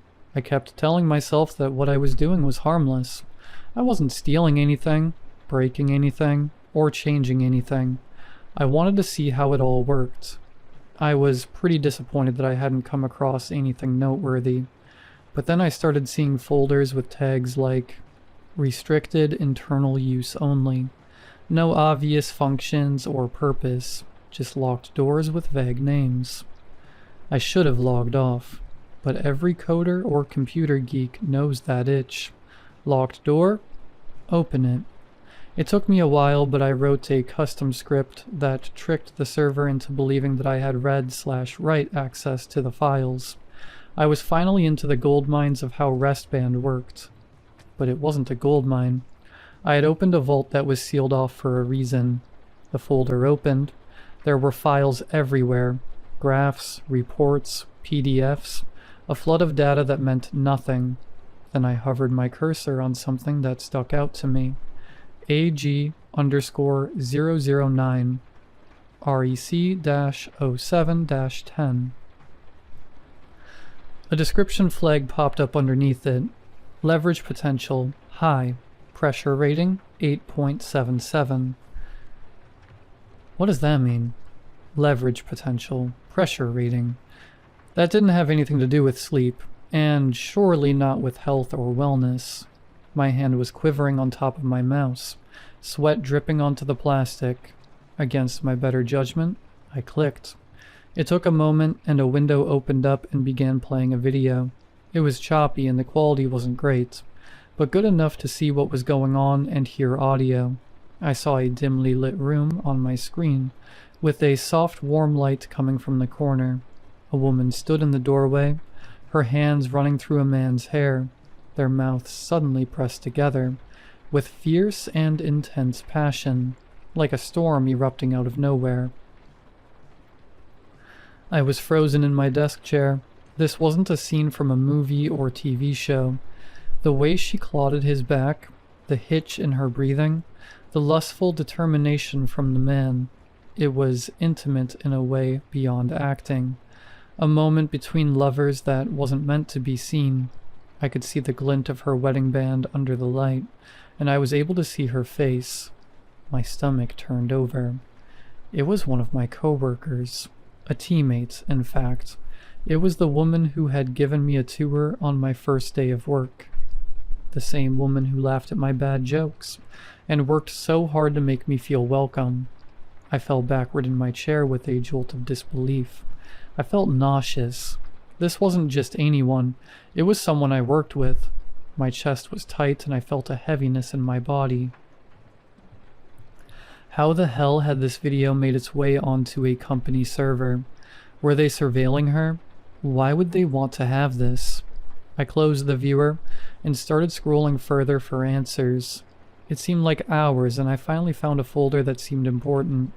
I opened it up and saw rows of files. One in particular seemed to stand out. executive_insight_report_022.pdf. I swallowed hard and began reading. The first paragraph hit me like a wave of suffocating panic, pressing the air from my lungs. Rest-band devices are capable of accessing episodic memory fragments during REM sleep, using unique proprietary neural reconstruction algorithms. These fragments are able to be reformatted into full, third-person, viewable sequences. Viewable sequences? Of people's memories? My mind was swirling in all directions as I read each line. Restband could take every detail, every secret, every moment, and reconstruct it into a video that could be watched. Then it hit me. I had been wearing my prototype for weeks. I backed out of the PDF and started scrolling. There it was, a string of files all starting with the same letters. SF, my initials. I clicked on the first file, SF_001, REC-06-28. The viewer opened and video began to play. I recognized it instantly. I was standing in a parking lot, rain pouring down in sheets. In the corner of the video there was text. Estimated timestamp, April 11th, 2021, 2 a.m. The angle of the video was elevated, like it had been filmed by a ghost hovering in midair. I already knew what was going to happen, but I watched it anyway. I was shoving someone into the backseat of my car. My arms flailed up and down in a frenzy, and my breath spilled out in pale clouds that twisted and vanished into the cold night air. The person beneath me, a young man, was struggling. He was a blur, a movement, and I could hear desperation in his cries. The quality of the video was slightly distorted, but it was clearly me in the foreground, clear enough for anyone who saw it to believe it. I remembered that night differently. It was a fight, an argument I didn't want, chaos that I hadn't asked for, the kind of thing you eventually convince yourself was just a bad moment, and here it was on a screen playing in front of me. I felt sick. Then I heard the words I already knew. You tell anyone, and I mean anyone, about this, and I'll ruin your life. My stomach was in knots. Nobody knew about this. But there it was, recorded and cataloged on screen with a description in the corner. Leverage potential, very high. Pressure rating, 9.82. I understood now. I understood everything. Restband wasn't promoting health and wellness, or helping you get a restorative night's sleep. It was reaching into the dark corners of your mind and pulling out what you buried and handing it back to someone else like a loaded gun. The deeper I looked, the worse it got. File after file, each one more damning than the last. Dozens of reconstructions from employees and investors using the prototypes, whispered confessions behind closed doors, unreported crimes, affairs no one knew about. Each clip was precise, invasive, and devastating. Private moments, indulgences, betrayals, all meticulously catalogued, waiting to be used. This was a weapon. I knew I had to do something. I had to stop this thing from doing more damage than it had already done. Sure, I did something I wasn't proud of, but everyone has skeletons in their closets. People make mistakes. You learn from them. You shouldn't be punished for them. Even though that was a terrible moment in my life, I had made amends, in my own way. My dream of working in Silicon Valley had become a real-life nightmare, and I knew I had to use my skills to do something. I realized the simple truth of what I had seen. This existed, and it was made to be used. It was created to destroy lives. My plan wasn't clever. It was really just panic dressed up into lines of codes. But I had to be surgical.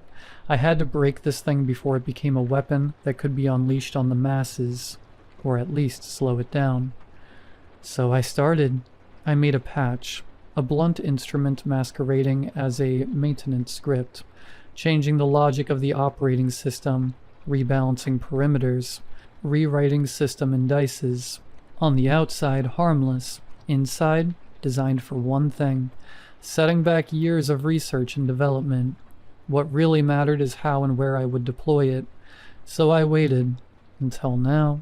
Tonight there is a routine update that our ops team rolls out every month, a scheduled refresh and firmware update to the existing architecture that runs Restband.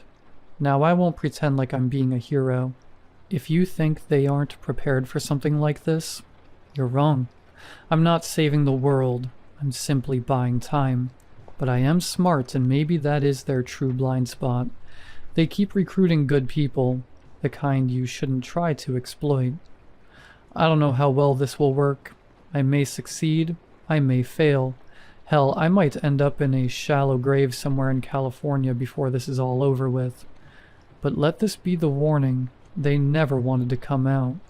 If someday you ever see Restband or anything like it on the shelf, if you ever think about buying one for a better night's sleep, don't. It promises sweet dreams, but harvests real-life nightmares.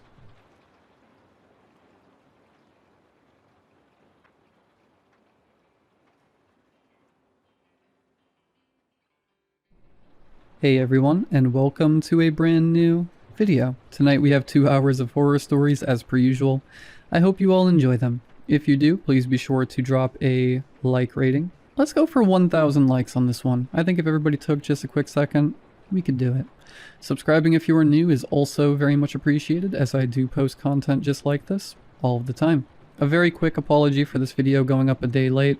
This weekend was like most of the Pride events, and I was just out having a ton of fun, hung out with a bunch of my friends, just having a really good time. It basically just comes down to poor planning on my part. But I locked in these past couple days. I stayed up super late last night, got up early this morning so I could get this video done and ready for all of you. I really liked tonight's lineup, so I hope you all do as well. Anyways, sit back, do whatever it is that you do to relax, enjoy the 2 hours of horror stories with no mid-roll ads. Except for the ad break after this intro, there will not be any more ad breaks after that one. And as always, I hope you all have a great night. I grew up just outside of one of those classic American national parks. The kind with endless pines, postcard-worthy mountains, and plenty of local stories. The only thing that sets us apart is that every October, like clockwork, the rangers shut down one trail for exactly 5 days. Black Pine Trail.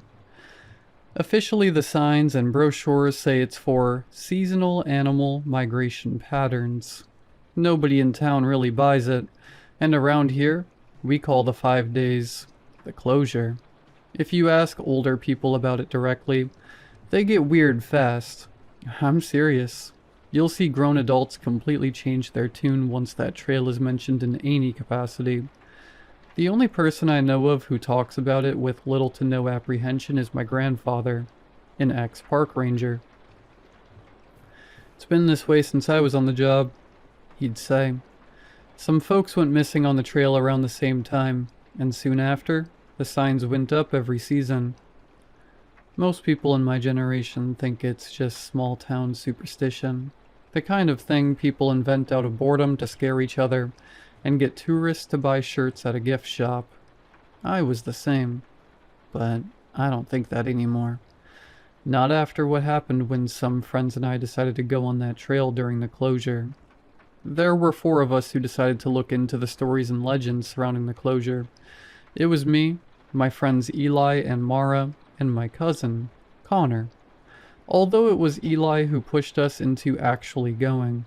He'd found a bunch of old forum posts about the trail closure after spending the night with my grandfather and me, and got obsessed with the idea that the park was hiding something.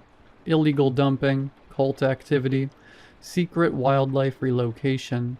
He had whacked out theories for everything. 3 weeks before the trip, he sent us a thread from some dead forum. The title was, "Anyone know why Black Pine Trail really closes?" Most of the replies were jokes. Government spy elk. Secret military base. Meth lab in the woods. But a few weren't joking. One comment just said, "My uncle was an eco-consultant there in the 90s. He quit after 1 season working there." Another said, "The reason they keep people out is that they're waiting for something to leave." That one stuck with him. From there, he dug through archived news articles and found missing persons cases loosely tied to the area. He even drove up the park twice to question rangers. They, of course, told him to get lost. Unlike Eli, Connor thought this whole idea was hilarious. My cousin had been a bit wild since forever. A troublemaker, with the scars to prove it. Literally. You can still see the knife scar above his belly button from back in high school. Luckily, he grew out of it after military school. Or, that's what he convinced everyone was the case. "This is either going to be the coolest thing we've ever done," he said while stuffing beef jerky into his backpack, "or we're going to find out park rangers are covering up some type of unethical animal breeding experiment." Eli snorted. "Protected by black budget park rangers." Connor nodded solemnly. "They probably wear night vision goggles to watch." Mara snickered, but it sounded forced. Nervous. That should have tipped me off. Mara wasn't paranoid. She was practical. The kind of person who brought extra batteries for everyone because she knew we'd forget them. If she got anxious, there was usually a reason. Still, Eli kept pushing, and we all caved. We got to the park around 4 in the afternoon. The sky was overcast, with low gray clouds hanging over the mountains. Black Pine Trail itself, however, sat near the northern end of the park, farther from the tourist areas and campgrounds, so there weren't many people around even during normal months. But during the closure, nobody. We could tell we were at the right place because there was a barricade that stretched across the trailhead, with bright orange signs zip-tied to it. It said, "Trail closed, authorized personnel only." Someone had also scratched words into the wood beneath the sign. "Please don't stay after dark." Connor grinned. Okay, that's some commitment to the bit. Eli looked real excited and started taking pictures. Mara and I just stared at the forest. Seems like we both felt unnerved. "You guys notice how quiet it is?" And that was why. There was little to no sound as soon as we reached the tree line near the trail. No birds, no bugs, just this weird, dead stillness. Undeterred by Mara's words, however, Connor decided to hop the barricade. "Well," he said, "no point in just standing around, right?" Seeing how we were already there, and Eli was already jumping over the barrier, Mara and I followed suit. The trail itself started normally enough. A bunch of trail pines lined along a rocky dirt path with occasional wooden trail markers. It was really serene, apart from the deafening silence, which still had me bothered. It felt like the deeper we went, the more the forest swallowed sound. Conversations died quickly because speaking loudly suddenly felt wrong somehow. At one point, Eli clapped his hands loudly just to test the echo, and Connor started whistling loudly to annoy Mara and me. It worked quite well. After about an hour of constant talking, we decided to take a break and eat some of the snacks we brought. Mara, Connor, and I took a seat next to an old trail marker that had some wooden stump seats around it. Eli, however, said he wasn't too tired, and he'd scout ahead. A few minutes later, we heard him shout out, "Guys, come check this out." Concerned, we all stood and went to catch up with him. About another half a mile in, we found Eli standing next to a still-running ranger truck taking pictures. It sat crooked beside the trail, as if somebody had parked in a hurry, and the driver's side door was open. Connor approached first. "What the—" "What?" I asked, rushing over. He pointed at the side of the vehicle. Deep scratches gouged through the paint. 4 parallel lines ran from the hood to the back door. The metal around them had curled outward slightly. "What do you think did this? A bear?" "That doesn't look like a bear's claw to me," Mara answered. Failing to notice our concern, Eli started to climb halfway into the truck, much to my displeasure. "Let me see if I can find some ID or something," he said, now reaching into the back seat. "Wait, we shouldn't—" The radio inside crackled suddenly. All of us jumped in response, and Eli retreated from the vehicle's interior. Static hissed through the speaker for several seconds. Then a voice broke through briefly. "Northridge." More static. "Don't let—" Silence. Then came a knock. Talk. A sharp and thick bang came from somewhere deeper in the trees. Connor looked upward. Maybe it was a woodpecker. Then the sound again. Another knock answered closer. Then another. Mara stepped closer to me. "I think we should head back to the parking lot." I nodded in agreement, but our 2 other friends looked displeased. Eli was especially upset by our apprehension to continue. "What? Come on. We've barely gotten anywhere. The trail is still another 10 miles long. Don't let some random noises get to you."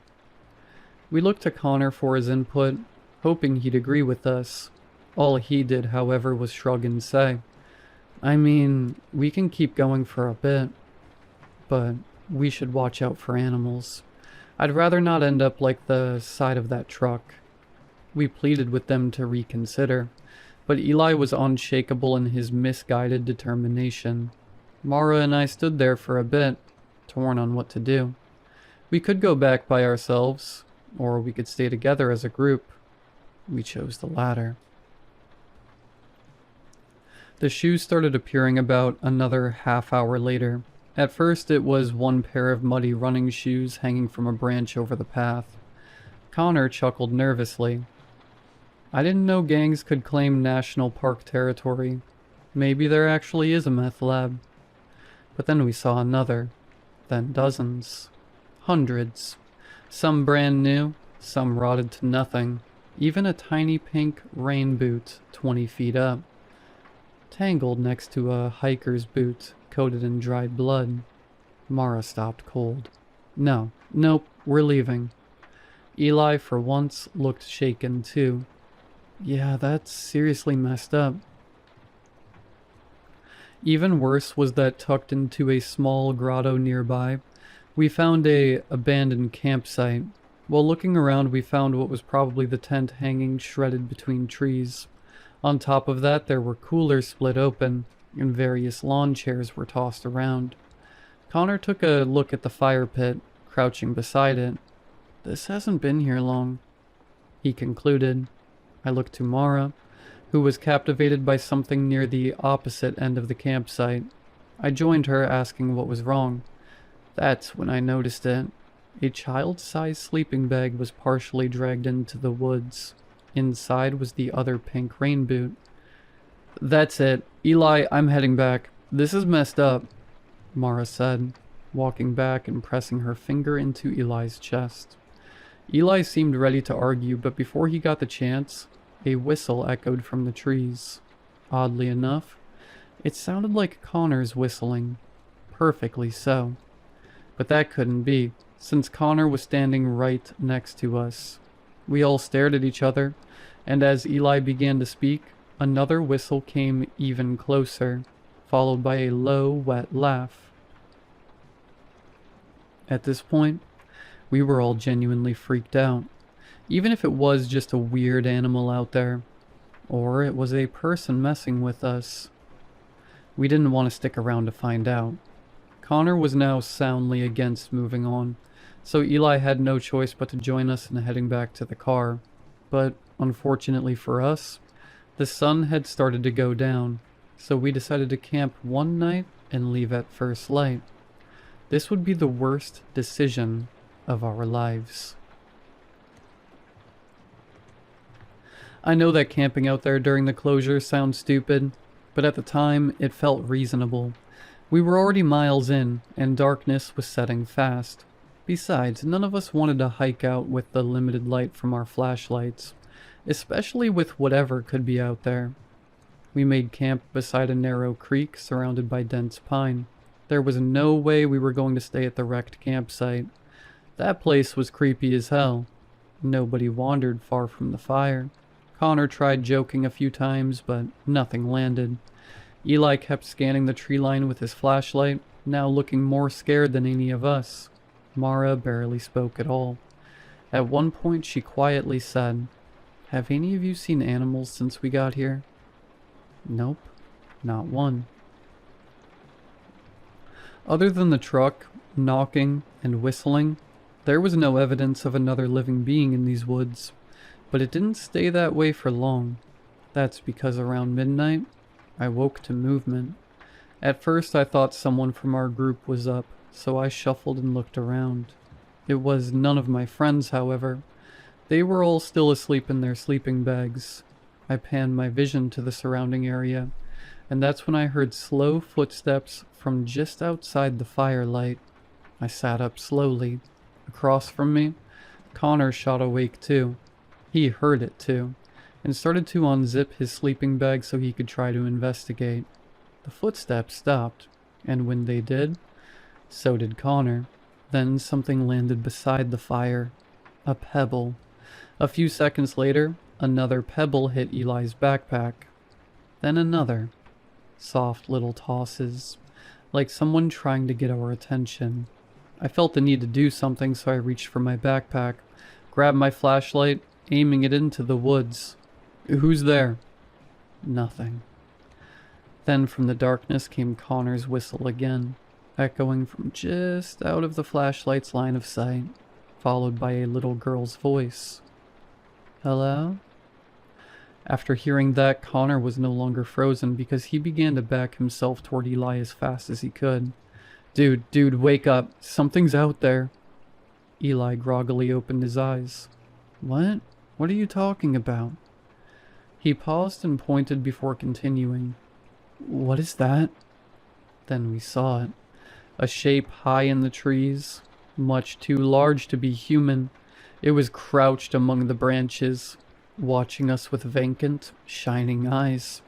It grinned down with long, pale teeth stretched far too wide across its face. Mara woke up now from the commotion, immediately locking eyes with this thing, and screamed. Hearing Mara's shrill howling, we all broke eye contact with it and looked at her. Realizing my mistake, I turned my gaze as fast as I could to the tree line. But it was gone. Then came the knocking again. We had to get out of there. Now. We packed in under 2 minutes, leaving half of our supplies behind, and started down the trail. But we'd soon realized that something was off about it. For some reason, maybe because of how dark it was, the path no longer looked familiar. Landmarks like the trail markers or busted up campsite were missing. Connor kept checking the GPS device he brought. "No signal, and I don't have the coordinates of the entrance." Eli looked panicked now. "I don't understand. We went straight. We literally just went straight. That's how a trail works." Suddenly, in the dead of the night, we heard something that brought our frantic scrambling to a halt. "Help!" Human screaming, a man's voice, reverberated off to our right. I recognized it. "That's the ranger, from the truck radio." "We gotta help him," Connor said, moving towards the scream. Mara grabbed his arm hard. "What? No. We don't know what's out there. Someone has to. Besides, maybe he knows how to get out of here. Connor, don't. Help me. Closer now. Desperate. Connor, clearly scared, still found the bravery to rip free from Mara's grip and run into the trees before anyone could stop him.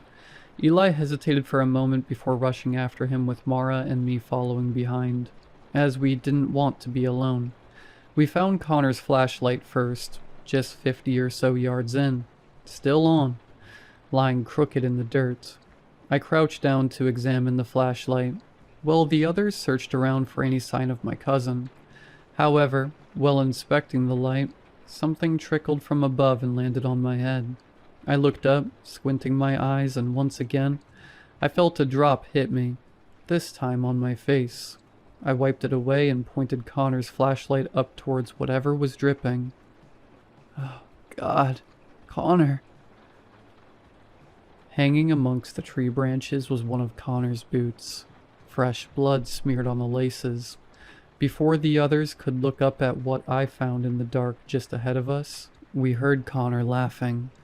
Eli looked elated and said, "Connor, we're over here. What happened to you? Did you find the ranger?" The laughing just continued, but the longer it went, the more off it sounded. It was as if something was physically pulling apart his voice as it moved between trees impossibly fast. Closer, farther, then closer again, until it was right in front of us. I looked at Eli and then Mara and uttered one word. "Run." We ran in the opposite direction for what felt like hours. We could hear large and cracking footsteps breaking branches behind us at all times. Whatever this thing was, it was fast enough to keep up with us, and I was starting to think it was a lot faster. We eventually spotted a clearing in the trees ahead. We passed through it, hoping to get our bearings, but again, nothing looked familiar. This was when the creature came fully into view. Moonlight hit past the clearing, just enough to illuminate it between the trees. It was tall, at least 7 feet tall, maybe more. Its arms hung low enough that its fingers brushed the ground, and its skin, God, the skin. It looked like a patchwork of different skin tones, going from fair to dark, and stretched tightly over visible ribs and joints. The legs bent slightly backward when it moved, almost like a flamingo, but its head tilted slowly as it watched us. Curious. Patient. Then it smiled again. Its lips stretched and peeled, trying to get its mouth to open more and more. Mara whispered, "Oh my God." It seems like she noticed what I, too, would soon come to notice. Along this thing's neck, leading up to the chin, was a familiar-looking scar above an outie belly button. It was wearing Connor's skin. Hearing Mara's fearful whisper, it clicked and contorted. There was a violent jerking motion, then another, and with no other warning, it skulked towards us, launching itself forward in horrible, uneven bursts. The only thing I can relate it to is a spider wading across water. We were once again on the run. Behind us, I could hear impacts slamming into the ground as it chased us through the woods, but it never fully committed to chasing us. It kept circling, passing us, disappearing, reappearing ahead. It was as if it were toying with us, as if we were mice being chased by a cat. At one point, Eli screamed because something brushed his shoulder in the dark. When I looked back, I saw its pale fingers retracting behind a tree, along with a deep, inhuman cackle. Then it used Connor's voice again. "Guys, wait up." So badly I wanted to stop running, to look back and see my idiot cousin running with us. But I knew it was just that vile monster, mocking us. By pure luck, we crashed into an old ranger station. It was a tiny wooden cabin hidden amongst dense trees. The windows were shattered, and the door was hanging open. Needing a place to hide and rest, We had little to no qualms about rushing inside and proceeding to shove a cabinet against the entrance. The smell of the place hit first, a combination of mildew and something coppery. Old maps littered the floors, together with shattered equipment, and there were hundreds of tally marks covering the back wall. We waited for a while, trying to hear if our hiding spot was compromised, but after close to an hour, there was nothing. Seeing no other choice but to look around, we tried to find something that could help us. Eli went towards the back of the cabin while Mara and I stayed closer to the front. "Hey Jess," I heard her say, "take a look at what I found." I hurried over to look, and it appeared to be a journal near a sideways desk. It had ranger logs stamped faintly across the front. Water damage ruined most of it, but some entries were readable. The handwriting changed throughout the journal too. The earlier entries looked neat and professional, while the later ones looked rushed. Shaky. October 24th. Closure started this morning. The North Ridge team reported hearing knocking again around 0500. 3 distinct impacts spaced evenly apart. No wildlife movement observed anywhere near the trail. Not normal. Again. October 25th. Found another shoe hanging near mile marker 6. Child sneaker this time. Blue. Still clean enough that it can't have been there long. We searched the surrounding area for remains or missing hikers. Nothing. Miller says we should stop documenting this stuff altogether. I disagree. October 25th. 21:30. 9:30 p.m. Heard it for the first time tonight. Thought it was Alvarez outside the station. Sounded exactly like him. He was standing beside me when we heard it call my name from the trees. October 26th. The entire forest feels dead. Alvarez refuses to patrol after dark now. Says he saw something crouched in the trees near the old fire road. Wouldn't describe it. Just kept repeating. It smiled at me. October 26th, 23:47, 11:47 p.m. Something circled the station for over an hour tonight. Slow footsteps. Stopped whenever we checked the windows. Started again the second we sat down. Miller heard knocking directly outside the wall. October 27th. It mimicked Alvarez tonight. Perfectly. We heard him yelling for help down near the creek. Miller almost went after him. Good thing he didn't, because Alvarez was already dead. We found pieces of him this morning hanging from branches near the ravine. Mostly clothing. One boot, still tied neatly by the laces. The next several pages were badly smeared, like someone had grabbed them with wet hands. Then another readable entry appeared farther in. October 28th. It watches the station constantly now. Saw it clearly for maybe 2 seconds through the trees. Tall with patched skin. Why does it move like that? It tilted its head when it saw me looking at it. Almost curious. I want to go home. October 28th, 8 p.m. It comes down from the North Ridge every year. That's why they close the trail. Not to keep people out, but to give it an empty forest so it moves on faster. If it finds someone or something during the migration, it plays with them first. It learns their voices, their sounds, their fears. I think it likes when people run. The final page had only one sentence written across it repeatedly over and over in uneven handwriting. It has my voice. It has my voice. It has my voice.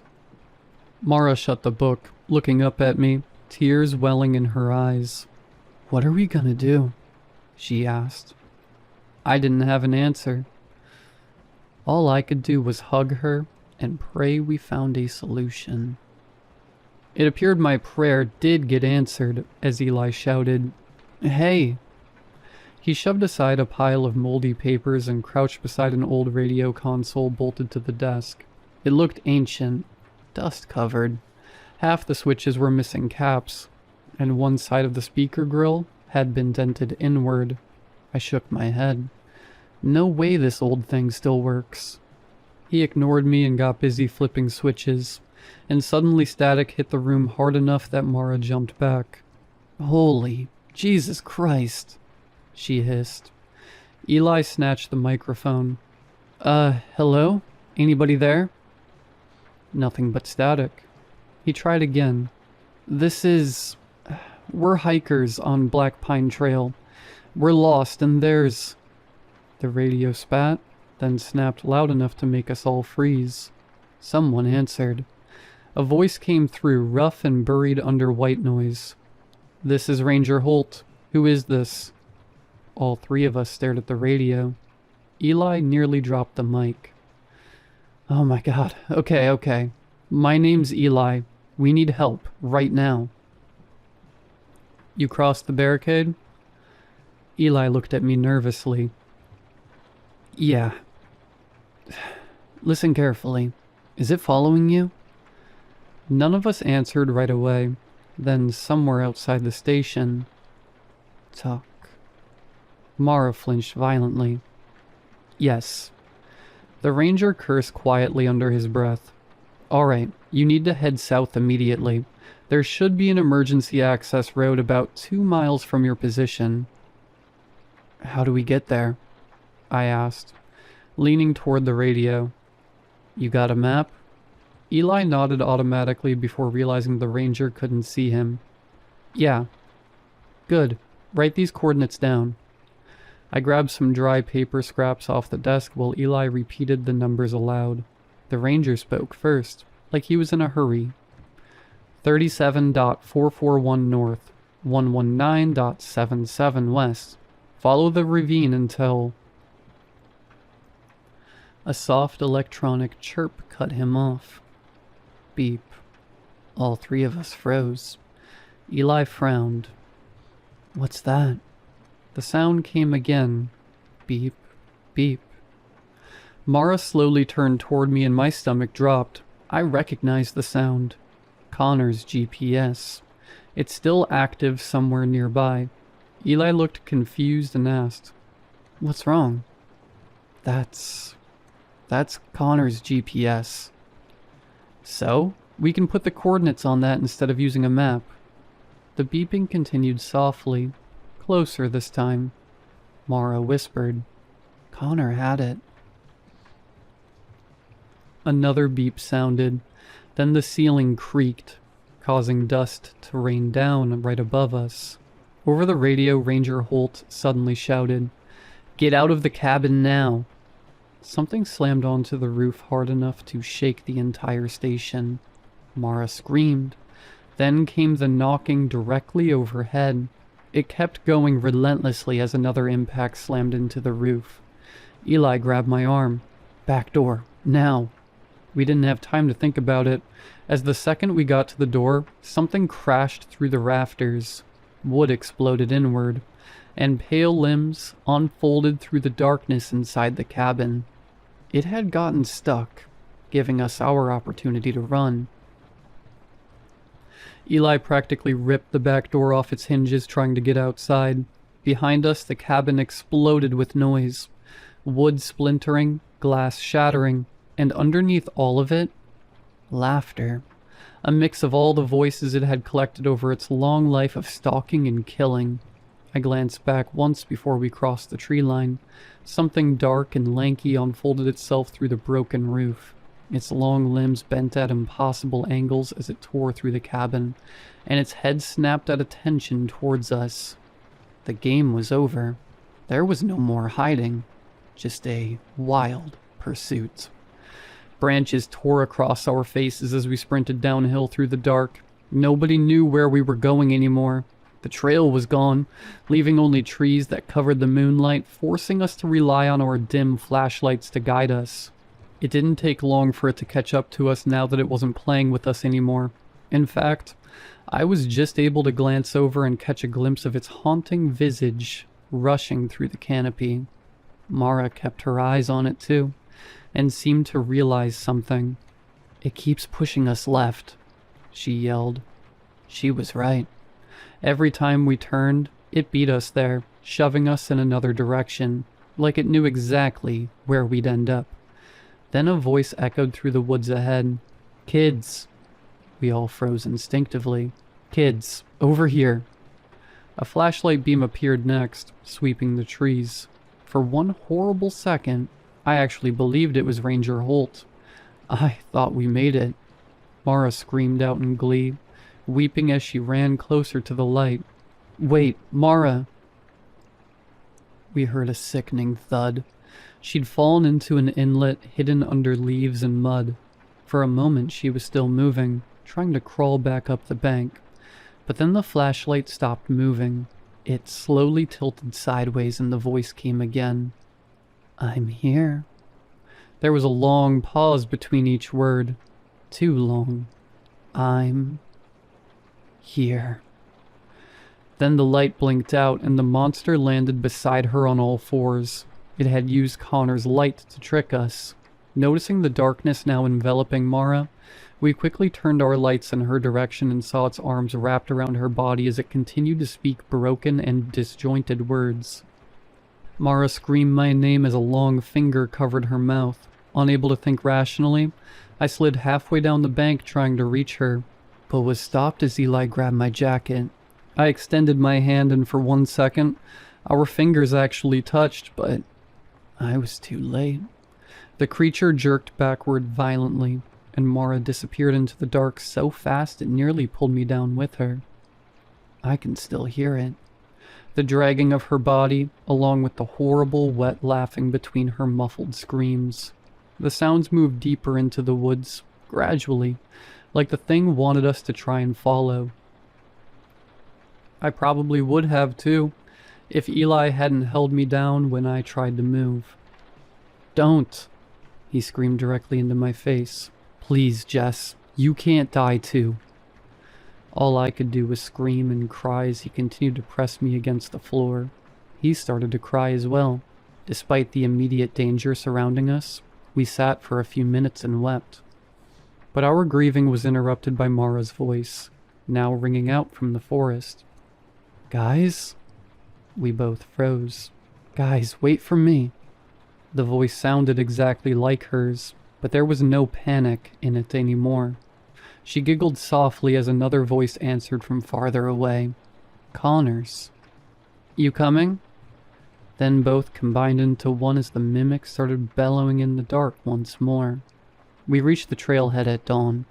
For whatever reason, after Mara was taken, it stopped chasing us. To this day, I don't know why. Maybe it was full. If it ate whatever it caught. Or perhaps it had its fun and wasn't interested in us anymore. 3 park rangers, along with Ranger Holt, stood beside the barricade waiting for us, armed to the teeth and blaring their car's sirens to the max. As soon as we passed the tree line, both Eli and I collapsed to the ground, exhausted. We had to be carried to their cars, and all the while they bombarded us with questions about what happened and what we saw. When we finally reached the vehicles, Holt asked, "How many of you went on the trail?" Eli couldn't answer. I barely could. 4, I whispered.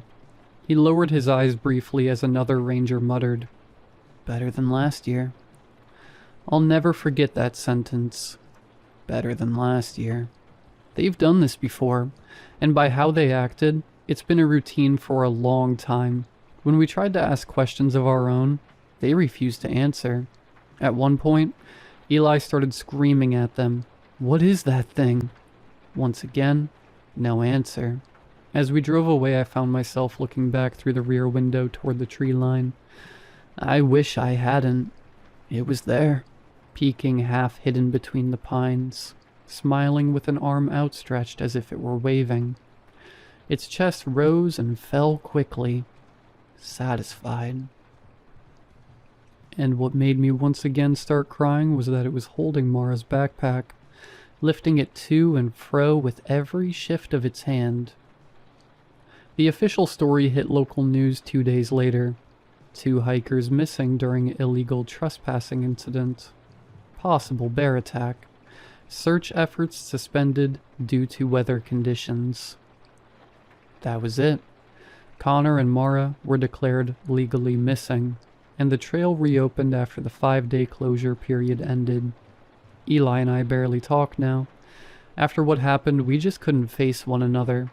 We saw each other at school mostly, but last month he moved to Arizona with his family.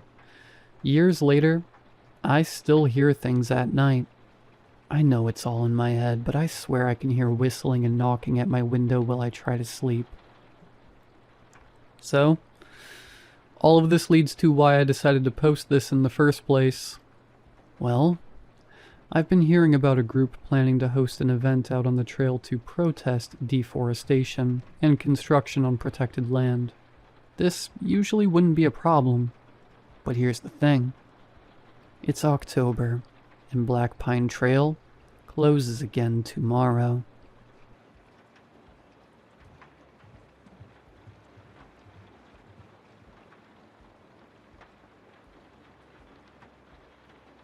No matter what anyone tells you, please know that my wife is dead.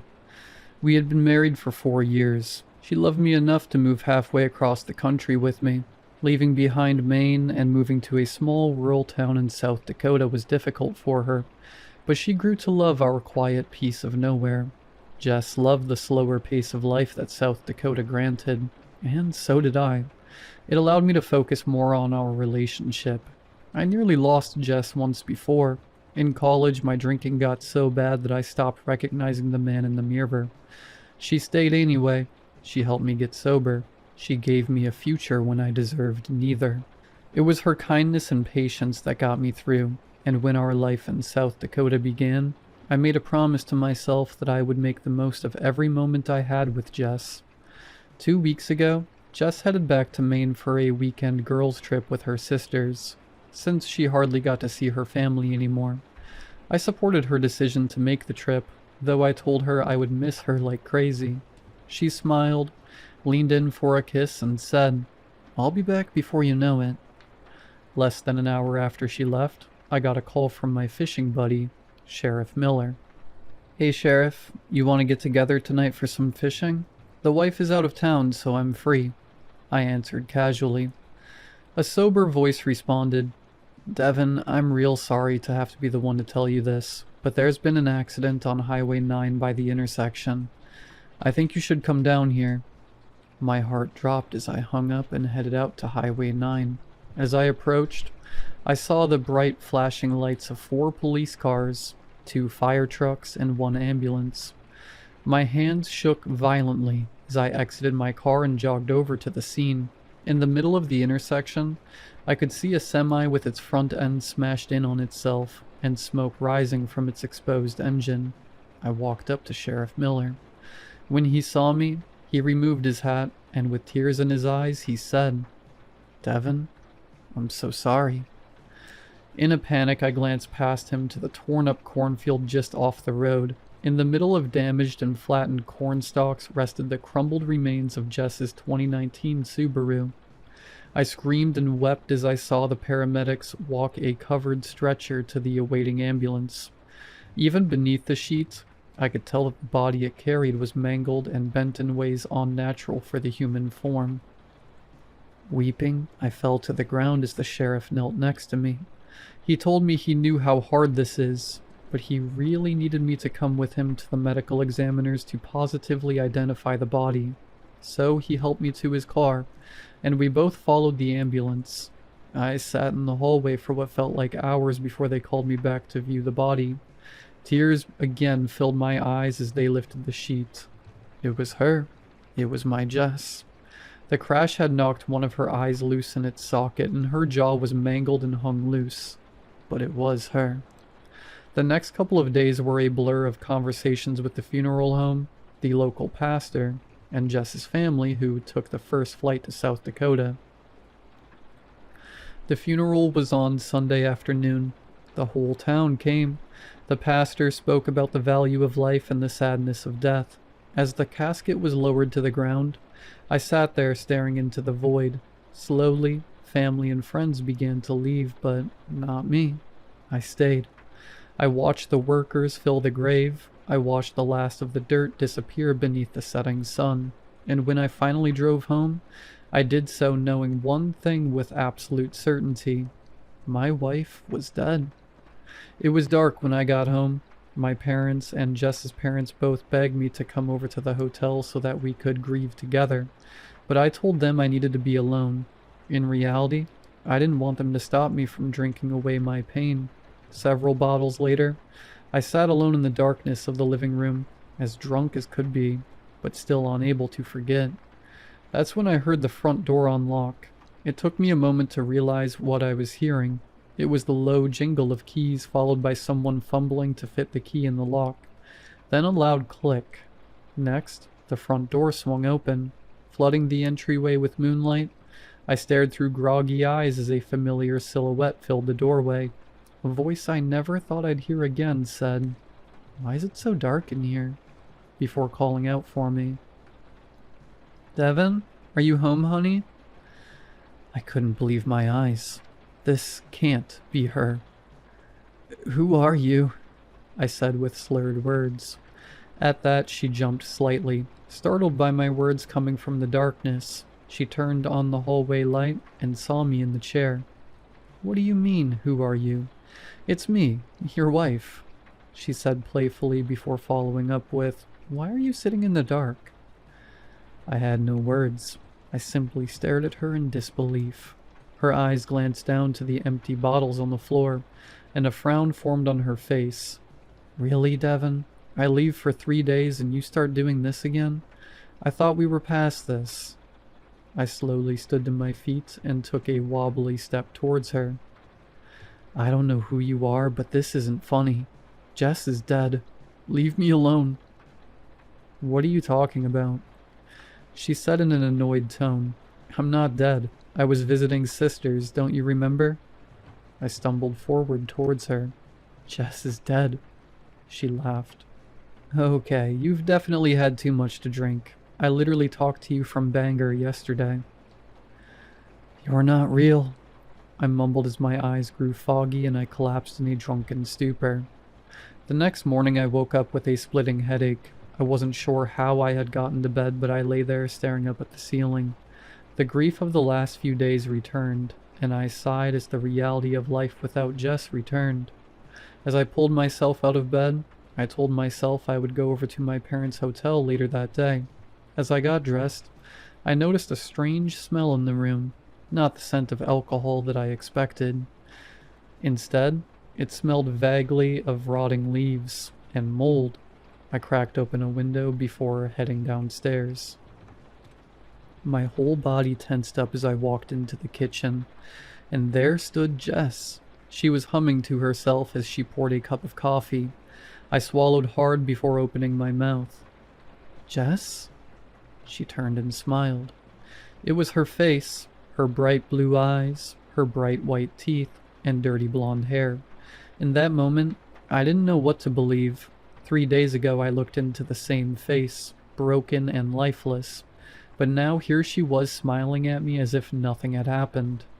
"Morning," came her energetic voice. "I have to go into the office here shortly, but I made you some coffee and here's some aspirin. I'm sure you're feeling a bit hungover." All I could do was nod. "Last night wasn't great. We can talk about it later, but it doesn't have to be a big deal. Let's just move on."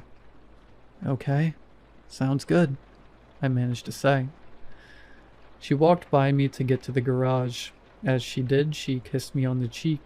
Her lips were cold. "I love you," she said as she walked out the door. For a moment, I just stood there in the kitchen. My pounding headache made it even harder to understand what was going on. Had I, in a drunken state, imagined that my wife had died? No, I couldn't have. I was there. I smelled the burning flesh and saw the body. But if I wasn't imagining her death, then who was I talking to? It looked like Jess. It sounded like her too. My memories tell me that she is dead, but my eyes tell me that she's alive. So which one do I believe? "Maybe someone else can tell me," I muttered aloud as I reached for the phone. "Hey, Devin." Sheriff Miller's jolly voice came through the phone. "You want to get together tonight for some fishing? The wife is working a late shift, and I get done around 5 if you're free. Sheriff, it's Jess. What about her? The accident. Silence. Devin, what accident? Is Jess okay? I could feel anger boiling within me. What do you mean? You were there.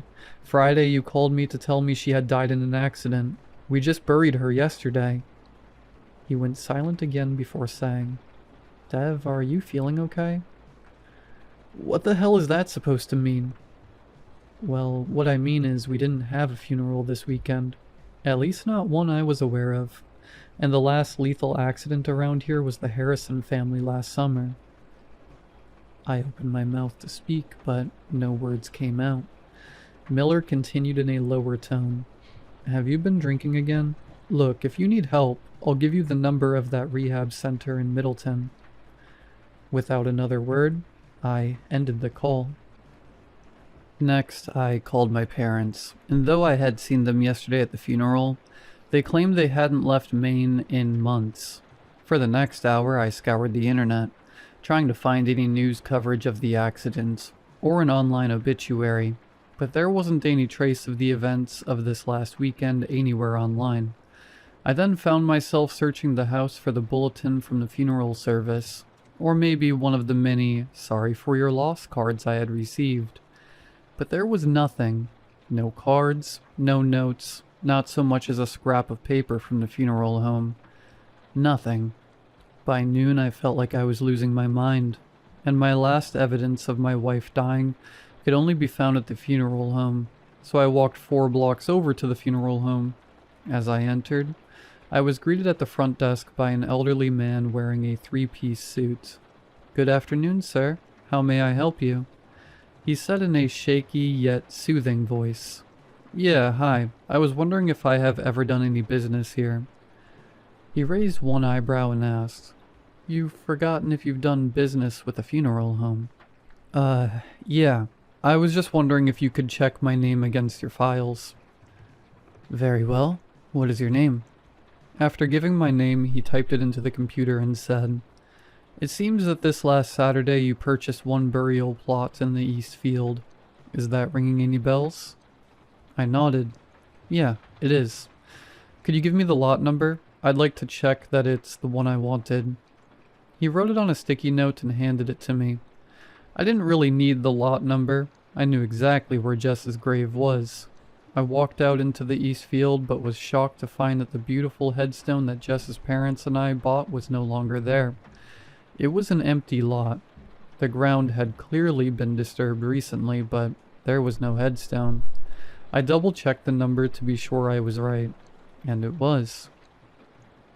I found myself staring vacantly at the lot, and as I did, a small thought in the back of my mind began to grow. I must have made it up. By the time I walked home, it was nearing dinner time. As I approached my house, I saw Jess's Subaru in the drive, another detail disproved by memories. I took a deep breath and braced myself before walking inside. Seeing Jess still was a shock to my system. I could hear Jess. She was in the kitchen, humming to herself as she did in the morning. I could feel my heart beat faster as I walked. Jess had made herself dinner and was just about to start eating when she noticed me walking in. She gave me a wide smile and said, Hey, how was your day? This felt weird. I forced a smile. It was good. How was yours? Incredible, she said as she turned to grab her plate. What are you eating? I asked awkwardly. Oh, I needed some protein, so I cooked up a few of the steaks from the freezer. She replied as she took a greedy bite out of one of the steaks. I gazed at her uncomfortably before saying, Jess, you're a vegetarian. You don't eat meat. At this, she stopped chewing for a moment and looked like a child looks when they're caught in a lie. We awkwardly stared at one another before she smiled and said, Well, I'm just trying new things. Who knows? Maybe I'll become a carnivore instead. She laughed wildly with a mouthful of meat. It's pretty good. You should try some. I shook my head, but she lifted the fork with a piece of steak to my mouth, pressing it gently against my closed lips. "Come on, you'll love it," she said with wide eyes. Reluctantly, I took a little nibble of the meat. "See? Isn't that so good?" The cheerfulness of her voice didn't match the violence of her eyes. For a while, she stared at me with her wide, unblinking eyes before turning and saying, "Well, that's enough for me. Time to go take a shower." I stayed downstairs until I heard the shower turn off. After gathering my courage, I walked up to the bedroom. In the master bath, Jess sat by the mirror in fresh pajamas, drying her hair. Her head turned to me as I walked in. I swallowed hard before asking, "Are you Jess?" Vacant eyes looked back at me before a toothy grin appeared. "I'm your wife," she replied. "That's not what I asked." She stared a moment longer before shrugging and turning back to the mirror. I turned and retreated to the basement, shutting the door behind me. I tried to calm my nerves with some TV. A few hours later, I finally felt brave enough to leave the basement. I might not want to sleep in the same room as her, but Jess acting weird wasn't going to keep me in the basement. I stood up from the couch and turned around. As I did, my blood froze. Directly behind the couch, standing as still as a statue, was Jess. I don't know how long she had been there. I hadn't heard the basement door open. She stood, staring deep into my eyes, head slightly tilted to the right, with a gentle yet malicious grin on her face. "Oh, Jess, I hadn't heard you come down," I said nervously. Silence followed. "What are you doing down here?" She said in a melodic tone barely louder than a whisper. "I had to get out of there." "I was just about to watch some shows, but my boss called me saying they need me to cover the night shift, so I gotta go." She glared at me in silence for what felt like an eternity before replying, "Okay, I hope you have a good shift." She then turned to the side to allow me access to the stairs. As I walked up the stairs, I could feel her warm breath on my neck as she followed close behind. Trying to stay calm, I found my wallet and keys before saying, "Bye, honey." She didn't respond. I resisted the urge to run to my car. As I turned the key, I breathed a sigh of relief. The real Jess would have known that I had been out of work for months. I felt convinced that that wasn't my wife, but I had to be sure. Jess stood in the window watching me as I backed out and pulled away. I had to know. I had to know what happened to my wife, and what was now in my house. And only one place could give me answers. So I stopped at the local hardware store and bought a shovel. I then waited till 1 a.m. when I was sure no one was out. Parking a little ways away, I cautiously walked to the east field of the cemetery. Something was buried in my lot. There was no headstone, but the dirt had clearly been moved. So I started digging. It must have been past 3 a.m. when my shovel hit the hard concrete of a burial vault. My lot had something in it. I took the time to clear off the rest of the vault lid before climbing out of the grave to run back to my car for a sledgehammer. Within the hour, I was covered in sweat, but the majority of the vault cover was gone or loose. Beneath the smashed pieces of concrete, I could see a coffin. The same deep red oak coffin I had picked out for my wife 3 days ago. When the opening was big enough, I took the leap of no return and began smashing the beautiful box with the head of the shovel. As I punctured the lid, the odor of death escaped and I recoiled in disgust. After holding back vomit, I returned to work and pried the lid open. My eyes widened as I peered inside. Buried in my wife's casket was the mangled and deformed body of a decaying deer. Its limbs were twisted and broken to fit in the box. Its neck snapped and violently bent to the side.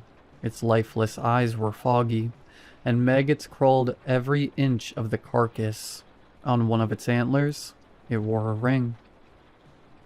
It was my wife's wedding ring, though it was covered with dried blood and fur. It was still as beautiful as the day I gave it to her. I don't remember the drive back to the house. I only remember standing in the driveway before dawn, staring at the kitchen light glowing through the curtains. Every instinct told me to leave.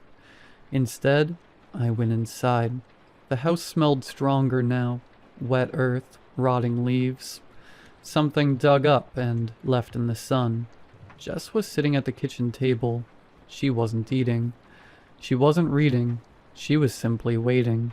Her eyes followed me as I entered. For a moment, neither of us spoke. Then she looked down at my hand, at the wedding ring. The smile slowly faded from her face. "Oh," she said quietly. The single word sounded more disappointed than angry. I took a step backward. "What are you?"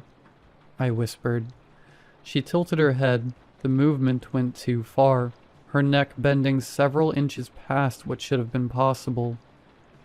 "I'm your wife." "No." For the first time since she'd appeared, she stopped smiling entirely.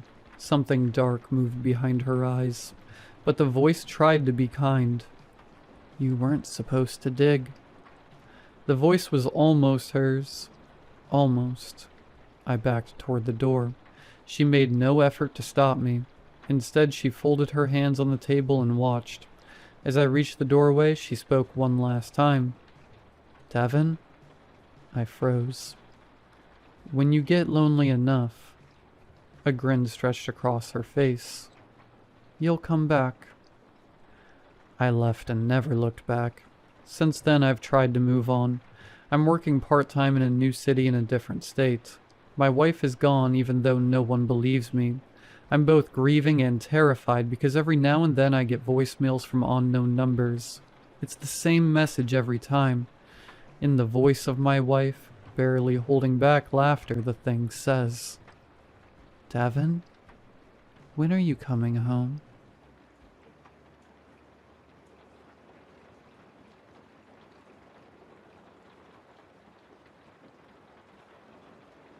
If you are camping in Baxter State Park and you see trees marked with red paint, please pack your bags and leave before it's too late. Let me preface this by saying I'm not the one who believes in cryptids or supernatural stuff. I want to believe that there is a logical explanation for what happened to me and my friend, but for the life of me, I can't find a rational answer. I've been camping since I was a kid, but now I can't find the courage to go back into the wilderness ever again. I'm a pretty experienced camper. I love traveling to different parks and staying out there for 4 to 5 nights at a time. My friend Aaron and I had planned on staying 5 nights in Baxter State Park in Maine.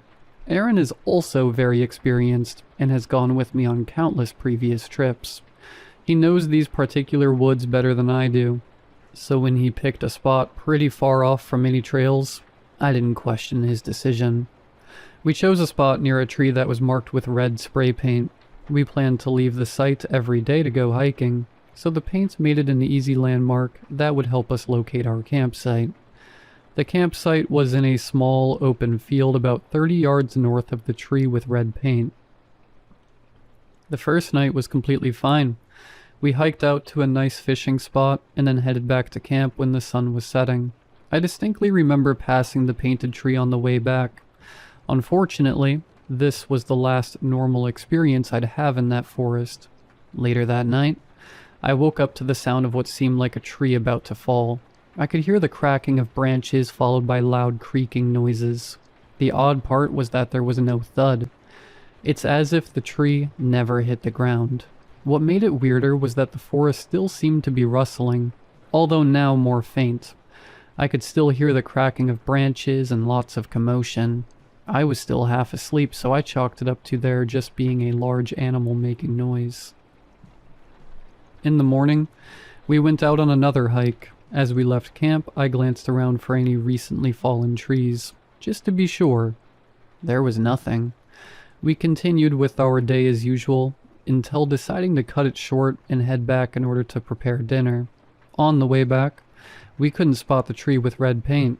It was odd, but we still managed to make our way back to camp based on memory. Aaron was more confused by the absence of the tree than I was. He kept going on about how he was certain the path he had us on would have taken us right by the tree. To confirm, he walked back over to the location of the tree, but it was nowhere to be seen. When he told me this, I thought he must have missed it, so I also investigated. Sure enough, the tree wasn't anywhere to be seen.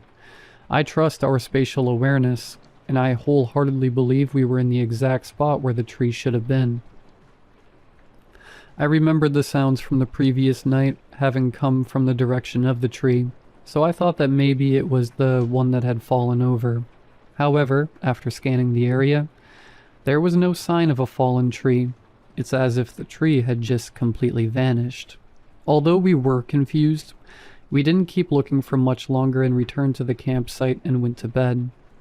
Later, in the middle of the night, I was once again awoken by the same sounds. It sounded like the forest was moving. The sound of trees breaking and snapping was unnaturally loud. It was much louder than small branches snapping. It was like a whole trunk was being broken in two. I still told myself that it was just a large animal, most likely a bear. I should have investigated it to be sure, but it sounded distant, and I didn't want to risk an encounter with an animal. That morning we went hiking to another fishing spot nearby. This is when things got really strange. On our way back, we took the main trail and walked past an older couple who were also out camping. They saw our fishing gear and asked if we caught anything. We started having a pretty casual conversation, but the whole tone shifted when the husband brought up hearing trees fall in the night. It was their first night camping, and I told him that we had been hearing loud noises in the night for multiple days now. I asked him if he was able to find the fallen trees, but he said they couldn't find anything. Then I asked him what direction he heard it from. It was right over there, near the tree with red paint on it, he said as he pointed off toward the distant tree line. Aaron and I looked at each other with confusion and an uneasy feeling. It's very possible that multiple trees had been marked with paint in these woods. Maybe there was a logging scheduled soon. Despite all logical conclusions, both of us were put on edge by the mention of a tree with red paint. All four of us walked over to look for a fallen tree, but I was more interested in finding this tree with red paint. When we got closer, I asked the man where the tree with red paint was. In a confused tone, he said, "It should be right here. That's strange. Maybe I'm mistaken." His wife chimed in. No, it was definitely here.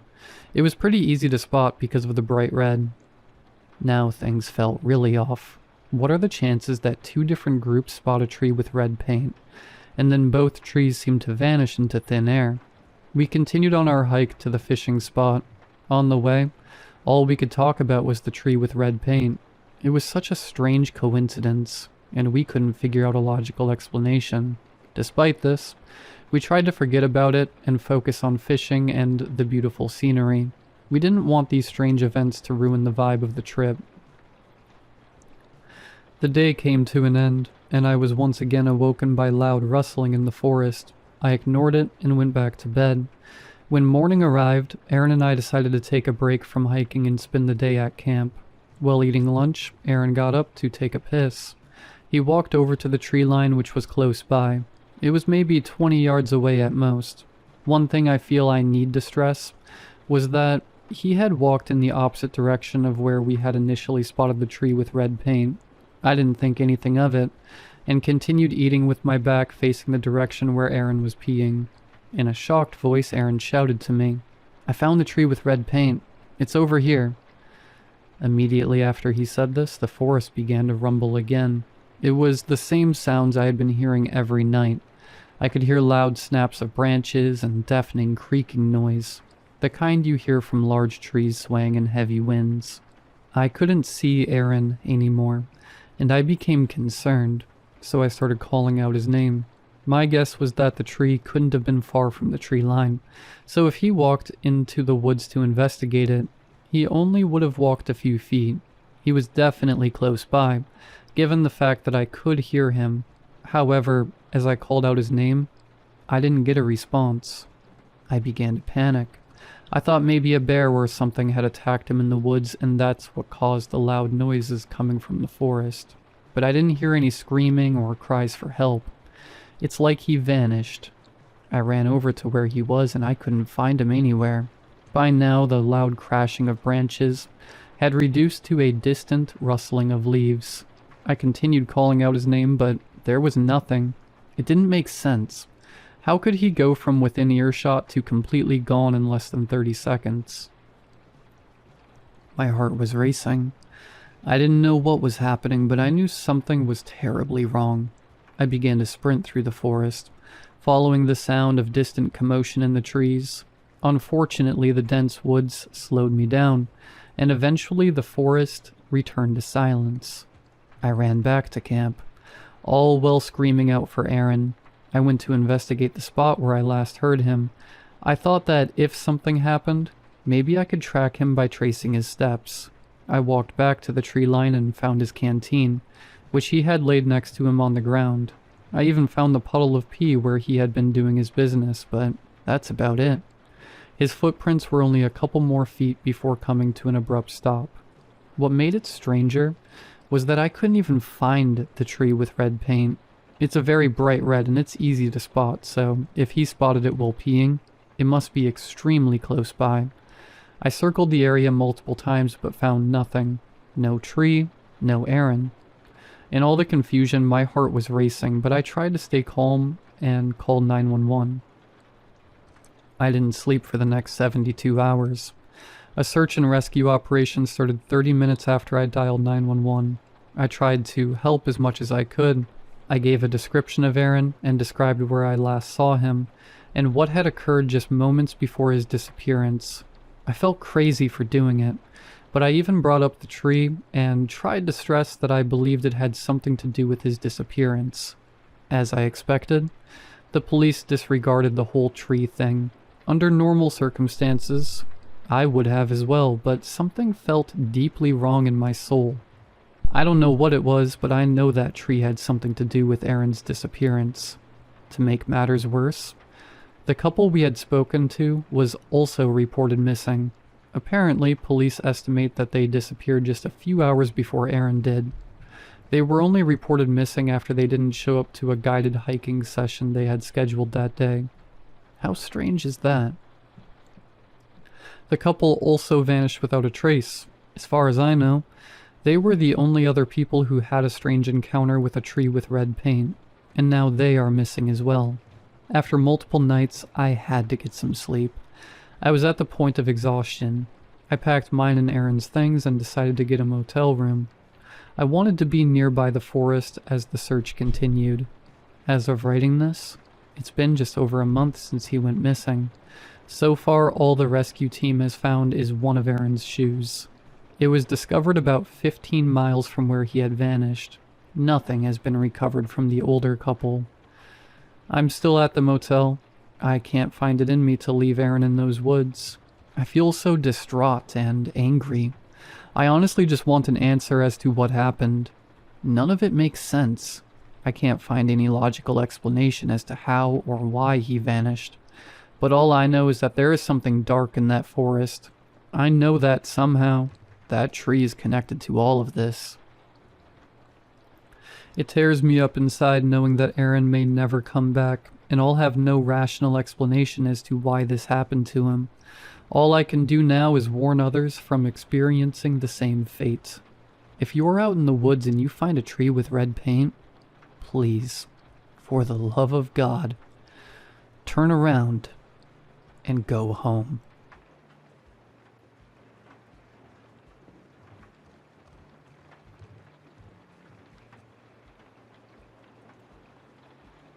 The first thing I remember is the taste of salt water and blood. I awoke to the sensation of one flowing in through my helplessly ajar mouth while the other escaped from the fresh lacerations along my throbbing tongue. As the water entered my chest, I felt my lungs begin to burn, and I quickly forgot all about the bloody ache in my mouth. Powerful, eager waves, fresh from the depths of Poseidon's briny maw, tossed my limp, useless body like an angry child throws around their doll moments before getting placed in timeout. The key difference being that the Lord of the Ocean faces no such punishment for flexing his mighty influence. My arms and legs flailed wildly. as my body tumbled through the water, no longer bound to any whim of my own, but to the suggestion of Poseidon's earth-shaking tantrum. If my body could have properly functioned in all of that chaos, I would have thought he meant to play with me until the end of time. Evidently, though, he grew bored of our game, something I learned in the form of crashing pain as my back slammed against a hard, sandy shore.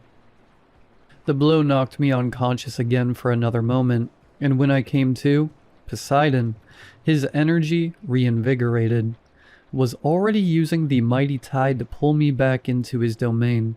In an act of blasphemous defiance, I quickly flipped myself onto my knees, hacking up seawater as I did, and crawled with all my strength up that length of sand.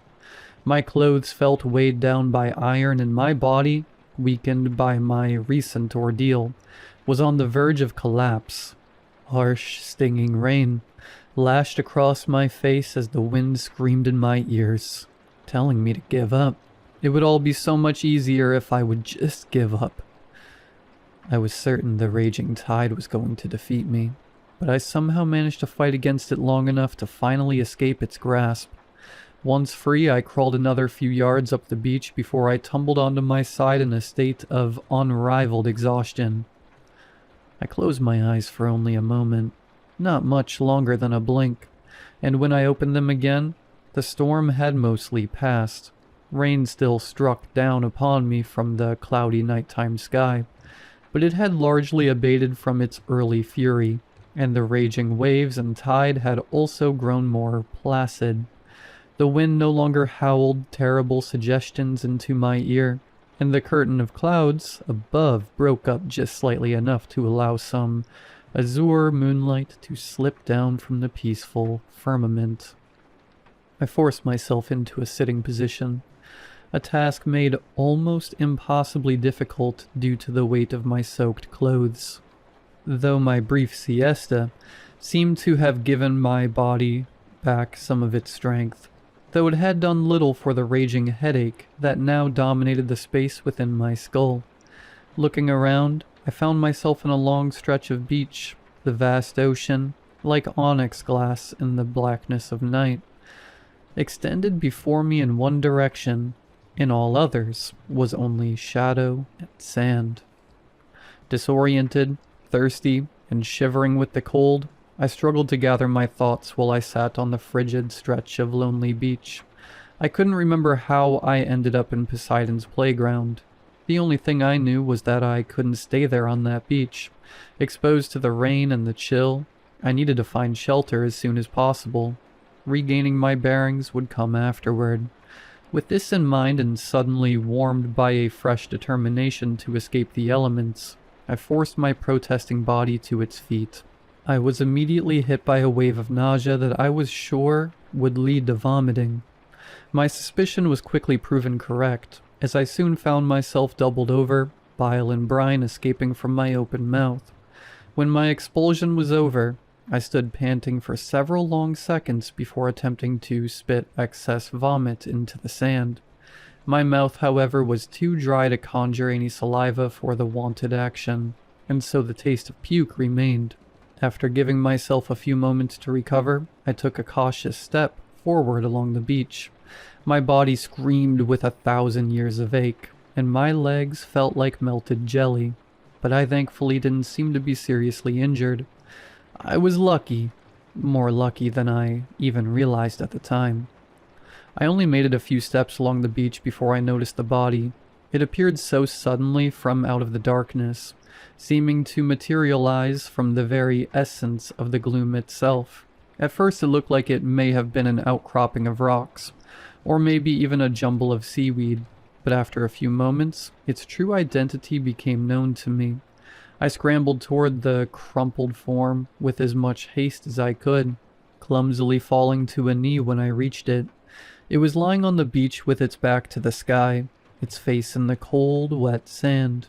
I reached a pruny hand toward its soggy shoulder, and shook it with what strength I could gather. "Hey," I said. "Hey, wake up." When the figure didn't respond, I decided to flip it onto its back. Upon doing so, I immediately realized two things. The first was that this person, judging by their clothes, was the pilot. The second was that they were dead. I reeled away from the corpse in a sudden tempest of shock and disgust. The body's vacant, watery eyes seemed to follow me as I went. They bulged out of the corpse's bloated head in a way that seemed like they were trying to escape from their home. I was only able to recognize the pilot from their uniform. I never would have been able to identify them based on the state of their corpse, which had already been ravaged by death and the sea in such a relatively short time. The presence of the dead pilot, while disturbing and tragic, at the very least helped me to settle my swimming mind. I remembered that I had been on a last-minute red-eye flight that was on its way over the Atlantic when we suddenly hit a particularly rough patch of turbulence. This apparently was too much to be concerned about, as the pilot, the same one now lying dead in front of me, hadn't seemed worried at all when announcing the possibility of a slightly bumpy flight. That was before the storm appeared. I returned to my feet and looked back in the direction of the ocean's maw, searching for something. The sinking wreckage, some supplies floating in the angry surf, a deployed lifeboat, maybe, but all I could see was more black.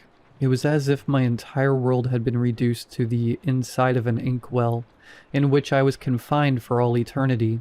Never have I feared the terrible might of the ocean as much as I did in that moment. In the midst of that lashing rain, beneath the alien darkness of the nighttime sky, I suddenly heard a voice calling to me, sounding very far away. I likely wouldn't have even heard it had the storm still been at its worst. I followed the voice with my eyes. Approaching me from farther along the beach was a young woman, who staggered toward me with all the grace and speed that her worn, soaking body could muster.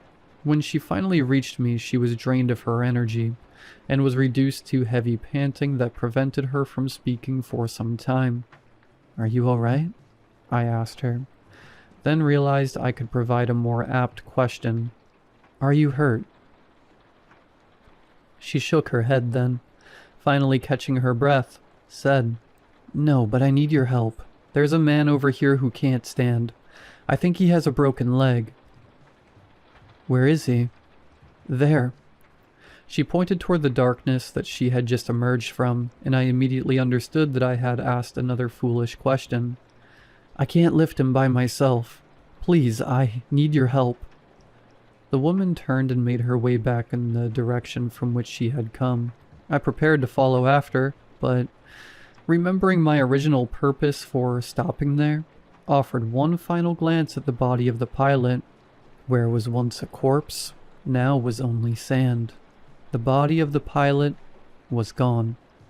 The woman yelled for me to hurry, knocking away any shock that I might have felt at discovering the pilot's absence. Brushing aside any hesitance, I followed her into the shadows, both of us struggling to make our way along the beach, until we came across another figure lying on the sand. For a moment I thought back to the dead pilot, but the pit this memory formed in my stomach was immediately dispelled when this new figure began to move. He groaned in his agony as he turned to look at me, his face awash with the anguish of his apparent injury. "Ah, thank God," he said. "Please help me.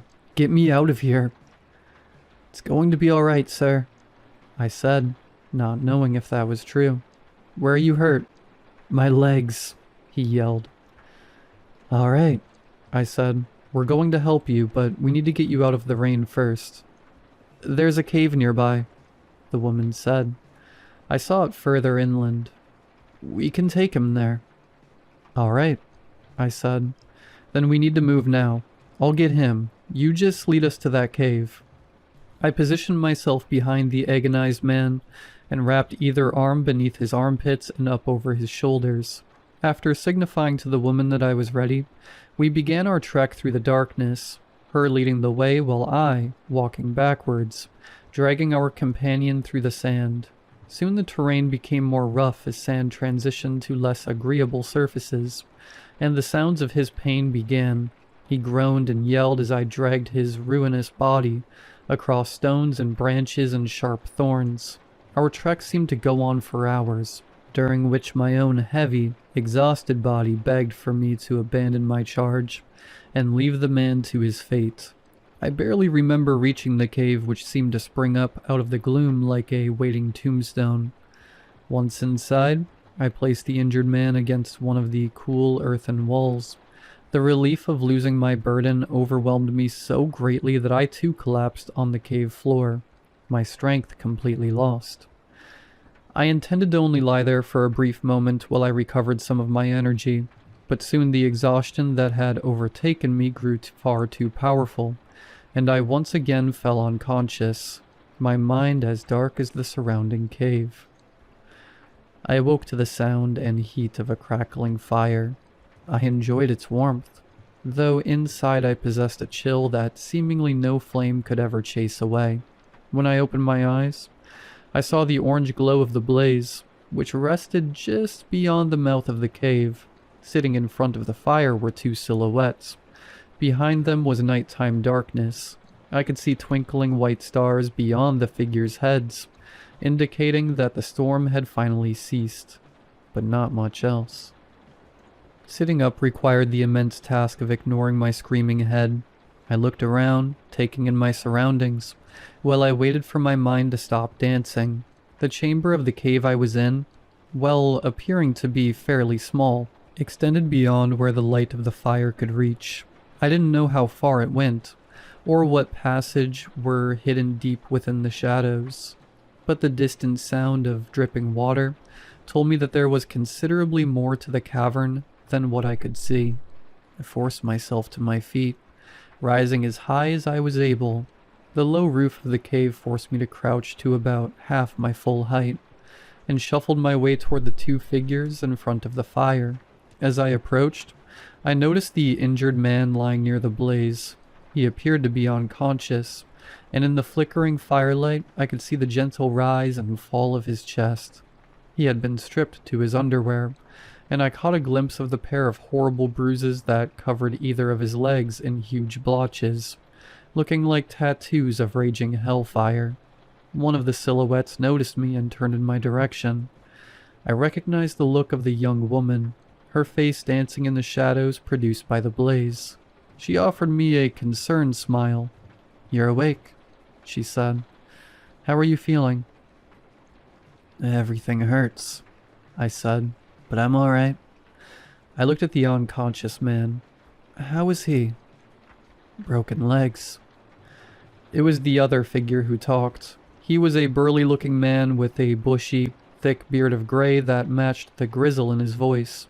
The stranger kept his gaze on the fire as he spoke. "Both of 'em. Seems alright enough, though. Bones didn't break skin, and no bleeding far as I could see." I failed to suppress a frown. "Can't we do anything for him? Set his bones or something?" "You a doctor?" The stranger looked at me now. His eyes were as frigid as the fire was warm. "Ever set a bone before?" "No," I said sheepishly, answering both questions at once. "Setting bones without knowing what you're doing is dangerous," he said. "Could even be deadly." He gestured to the young woman with his chin. "You can ask the nurse all about that." I looked at her. "You're a nurse?" "Nursing student," she corrected kindly. "Only just finished my first semester. He needs more help than I'm able to provide him." "Then we need to get him out of here," I said. "You a good swimmer?" The stranger asked. I nodded. "I'm good enough." He grunted in some strange affirmation. "Good enough to swim across the Atlantic with him on your back? Because that's the only way you're getting him off this island." "How sure are you that this is even an island?" the nursing student asked. "Sure enough," he said. "Not much else out where we went down, but I suppose we can find out for certain in the morning. I'll look around this place come daylight, try to get an idea of what we're working with here." I looked at the man with the broken legs. "Hopefully he even lasts that long." "He will," the stranger said. His attention was back on the fire now. "Injuries don't seem life-threatening right now. Should be alright so long as we get rescued soon enough." "But who knows how long that could take?" the nursing student asked. Don't know, he said. We'll just have to wait and see. His words were less than reassuring, but they proved to be the last we would get from him that night. The stranger stared at the blaze in silence for a short while longer, then laid down in the brush and dirt near where he sat and seemingly fell asleep, his breath soon coming in a series of calm, relaxed snores. The nursing student and I stayed up for a while longer. The conversation between us was brief, with long gaps between words. We exchanged names, although I don't think I ever actually registered hers, and a few other details about ourselves. But besides these few short episodes, we mostly allowed the crackling fire and the distant crashing waves to do the talking. Eventually our conversation turned to the stranger. Where did he come from? I asked. My voice dropped to a low whisper. I don't know, she said. The storm came to a stop not long after you passed out, and then he kind of just showed up. Didn't even introduce himself. He helped me build the fire and brought our injured friend closer to it, where we looked over him and assessed his injuries. Strange, I said. Where was he during the storm? He hasn't told me. In fact, he hasn't said anything about himself at all. And that's really had me thinking. What do you mean? I asked. I mean, do you even remember seeing him when we boarded our plane? No, I admitted, but I don't remember seeing you or the injured guy either. I paused. Why? Do you think he wasn't on our plane or something? How could he possibly be here with us then? I don't know, she said again. I just get the sense that he doesn't belong. It's hard to explain, but I just feel a very uncomfortable energy from him. Well, we'll keep an eye on him, I said. He's been helpful enough so far. Could be that he's a little socially awkward is all. Maybe a bit of a loner. Maybe, she said. Maybe I'm overly exhausted and I'm just being paranoid, but something about this whole situation, this whole place, just feels wrong. Wrong how? I asked. You've been out cold for a little while, so maybe you just don't feel it yet, but I do. I just can't shake the feeling like we aren't welcome here. Like there's something watching us from the darkness, waiting for us to let our guard down, and I can't help but feel like he is a part of it. We both glanced in the direction of the sleeping stranger, then back to each other. Maybe I'll go with him when he gets the lay of the land tomorrow, she said. Try to get some information out of him. See if his story checks out. Let me go, I said. Our injured friend will need a medical professional to look after him. I told you, I've barely got 1 semester of nursing school under my belt, she said. I offered her a tired smile. That's still more experience than I have. I guess you're right, she said, returning the smile. Fine, but be careful around him, all right? There's no telling what he'll do when the two of you are alone together. She and I took turns staying on watch that night. My time spent awake, watching the darkness beyond our camp, helped me to understand what she had meant when she said that something was off about our new home. Something definitely felt sinister about the place. Something that, even thinking back on it now, sends a chill racing all over my body. At the time, I figured it was possible the young woman's words had placed this sensation into my mind. But as I sat near the fire on watch, I couldn't help but feel like there was something, or some things, watching us, watching me, from the heavy darkness. The nearby shore, the surrounding trees, even the depths of the cave where the water dripped into the abyss. Wherever there was an absence of light, there was an abundance of eyes, and they all were turned in the same direction. The stranger and our injured companion didn't stir for the rest of the night, until the coming of dawn when the former seemed to rise like clockwork. At the first trickle of sunlight, I was on watch when he awoke. He sat up with an almost inhuman roboticness that made my skin want to crawl right off of my body. Maybe the nursing student was right, I thought. Maybe something was wrong with the stranger.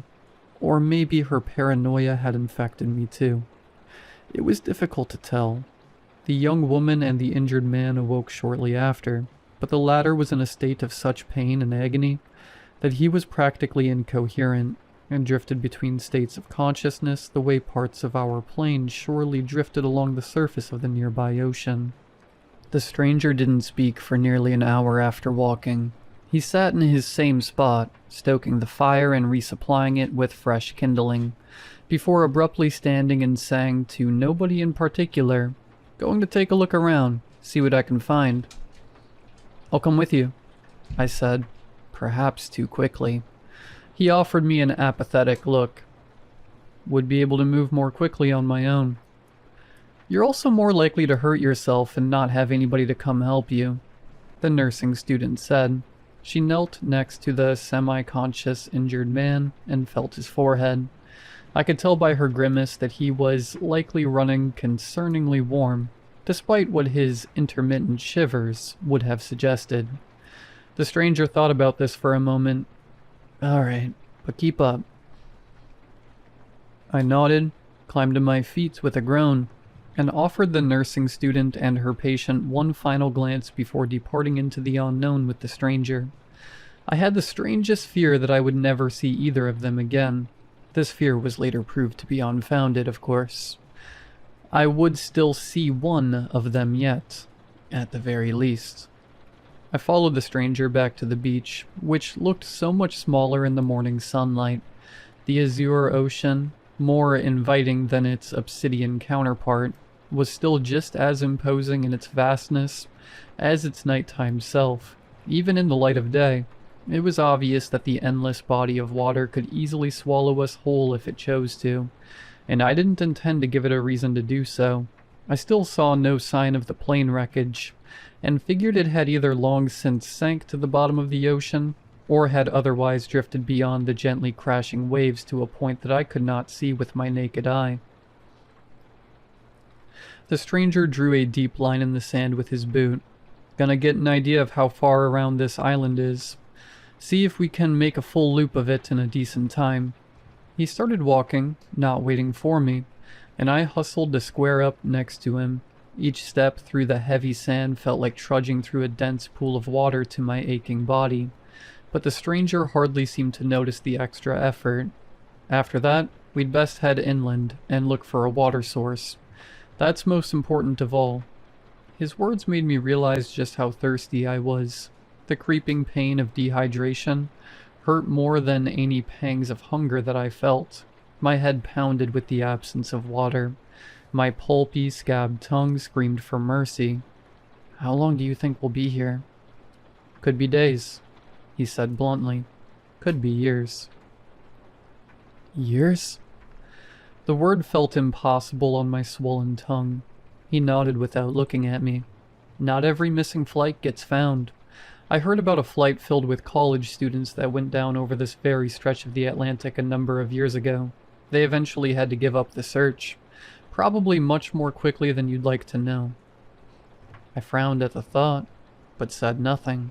When the stranger realized he wouldn't be getting a response, he went on. "If we're going to be here for a while, then we're going to have to trust each other. That means no scheming behind each other's backs." These words brought me to a sudden halt. He did the same and our eyes finally met. To my surprise, there was no anger in the stranger's gaze. In fact, there didn't appear to be much of anything there at all. "I'm good at looking like I'm asleep, ain't I?" I waited a while to respond, not sure what to say. The words I finally chose felt weak, pathetic. "I'm sorry." He nodded and began walking again. I followed his lead. For what it's worth, I do remember seeing you on the flight yesterday. Can't say the same for the other two. Doesn't mean they weren't there, but, again, for what it's worth. Are you saying you think they weren't on that flight? What I mean is that we probably have more to worry about than just getting food and water here, he said. I'll give that girl credit. She was right about this place. Something is wrong here. I didn't sleep a wink last night, despite what you may have thought. I was too busy keeping my ears open, too busy listening to all the strange sounds in the darkness. many of which you may have even missed. I felt that presence, felt its eyes on me. There was something out there, beyond the light of our fire, and it was watching us, make no mistake about it. An animal? I asked. He shook his head. We didn't speak much after that. We completed our loop in less than 30 minutes and confirmed that we were, in fact, on an island. Besides a brief few yards where we had to walk along the thicket, the beach remained uninterrupted, allowing for a straightforward journey along our circle. When we reached his line in the sand, the stranger stopped and looked at me. Well, that settles that. Next, we need to look for something to drink. A stream, some coconuts, anything. I heard some dripping water coming from somewhere in the cave, I said. I did too, he said, and I didn't like the sound of it. He didn't elaborate on what he meant. We doubled back and entered a less dense section of the thicket, searching for food, water, anything that could help sustain us. It was dark beneath that heavy crown of trees. The gloom made me think of the obsidian ocean the night before. I was suddenly reminded of the dead pilot, who had once lay sprawled out in the cold, wet sand before vanishing in an instant. I hadn't thought back to that moment since coming to the injured man's aid, but the memory had managed to conjure itself from the great, suffocating darkness and force its way back into my troubled mind. I considered mentioning what I had seen to the stranger, but thought better of it. To verbally recall such a wicked occurrence felt dangerous in a place such as this. The stranger led me past tree trunks and over top tangled roots, deeper and deeper into that arboreal labyrinth, until I could no longer see the beach through all the foliage. I tried not to show my hesitation in following the man, but in truth, I still struggled to trust him. Part of me wondered if he was luring me into that sinister collection of trees and earth, so that he could do to me what he had already done to the pilot's soaked, decaying corpse. I did my best to banish this thought, but it lingered, acting as a barrier between the stranger and me that kept me from straying too close to him. The world around me grew dark as the sun above us vanished. We seemed to walk for hours, though I knew this couldn't have been possible. The island wasn't large enough for us to penetrate its inland for longer than a quarter of an hour at most. If we kept on how we were, we'd eventually make it to the opposite beach from where we had started. I knew this to be true. It simply had to be. Except it wasn't. We kept going and going for countless minutes, hours, days, never finding the other end of the thicket. Darkness further enveloped us, obscuring our vision and thus our ability to perform our task. Our entire reason for entering the forest in the first place. I could barely see the stranger in front of me, his form becoming more and more obscured by shadow with each step forward. I told him we needed to turn back, to find our way out of the forest. He remained deaf to my words. A sudden snapping of a twig stole my attention. I turned in its direction for the briefest of moments, imagining that my gaze reached its destination. It would be greeted by some dark, sinister form lurking in the shadows. When I saw nothing but more tree trunks and blackness, I cautiously returned my attention to the man leading me through the thicket. In that brief moment, the stranger had managed to disappear. "Sir?" I called, realizing I had never learned his name. My own voice sounded far away, muffled, as if the gloom itself were choking me. "Sir, where are you?" Swirling darkness, sounds of shuffling in the brush, the growing, thickening sense that stepping into this wood was a mistake. The thought that at any moment the thing stalking me, the presence that had been watching me since the previous night, was preparing to strike. I imagined the deep Stygian tide squirming up from the ocean and pulling the pilot into the frigid depths, and I knew beyond a shadow of a doubt that those same watery tendrils were coming toward me now, winding through the trees on their way to me, ready to drag me kicking and screaming and swallowing brine back to the waiting abyss. I grew dizzy. My vision became darker, merging with the gloom. Something was coming. Something was here. I felt a firm hand on my shoulder. Snapping out of my own panicked bubble, I turned and saw the stranger, his stern eyes looking at me through the gloom. He had somehow gotten behind me, or I had somehow gotten ahead of him. "This is useless," he said. "We can't see a thing in this place. Come on, let's get out of here." It took us barely a minute to find our way back to the section of beach that we had just stepped away from. Coming out into the sunshine, catching my breath and taking in that crisp ocean air, I thought that the worst of my ordeal was over. What I didn't realize, what I couldn't possibly have realized, was that it was only just beginning. I wanted to ask the stranger if he'd experienced the same overwhelming sensation that I had while in the forest, but I was afraid of his answer. As it turned out, I wouldn't have to be the one to broach the subject. We'd only walked a handful of steps before the stranger stopped us in our tracks and looked at me. I felt it too. I frowned at him. "Felt what?" "That presence," he said. "There, among the trees. It was the same presence that watched us all through the night. There's evil on this island with us. This much I believe without a shadow of a doubt." "What do you think it is?" "I haven't a clue," he said, "and I'm not sure I want to know." The camp was deserted, the fire in shambles. A few long, smoldering branches scattered about the place were all that remained of the blaze, save for the pitiful smoke which billowed up from the gray ashes in the center of the old pit. The nursing student was gone, and, even more strangely, so was the injured man. I called out for our lost companions, but received no response. "What happened here?" I said. "Where could they have gone?" The stranger, who stood closer to the mouth of the cave, looked deep into the darkness of the cavern. I stepped closer and followed his gaze. Though the black curtain beyond the mouth was impenetrable by human eyes, my ears caught the sound of a distant, familiar voice, one screaming in agony over his broken legs. "How'd he get in there?" I asked. "How else does a man with 2 broken legs get anywhere?" he said. "He certainly didn't move there himself." "You mean it took him there?" I said. He nodded, "And I think it'll take us too, if we let it." I looked into the darkness of the cave, then back to my companion. "We have to go help him." "Nothing we can do for him now," the stranger said. "That thing wants you to go after him, so it can get you alone too. Then you'll end up just like him." I listened to the injured man's cries of agony continuing to echo from somewhere deep within the cave. "But we can't just leave him in there." "We can," the stranger said. "Hell, I doubt if that's even his real voice." He picked up one of the smoldering branches. "That poor fella is likely already gone by now." "What are you going to do with that?" "Only thing I can do now," he said.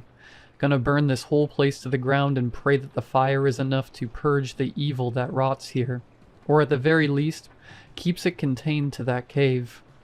I looked at him, then once again turned my eyes back to the wailing cave. After another moment, I picked up one of the smoldering branches and turned toward the cavern's waiting lips. "I have to go after him." "You'll die," the stranger said plainly. "Die or worse. But I won't stop you." These were the last words I ever heard from him.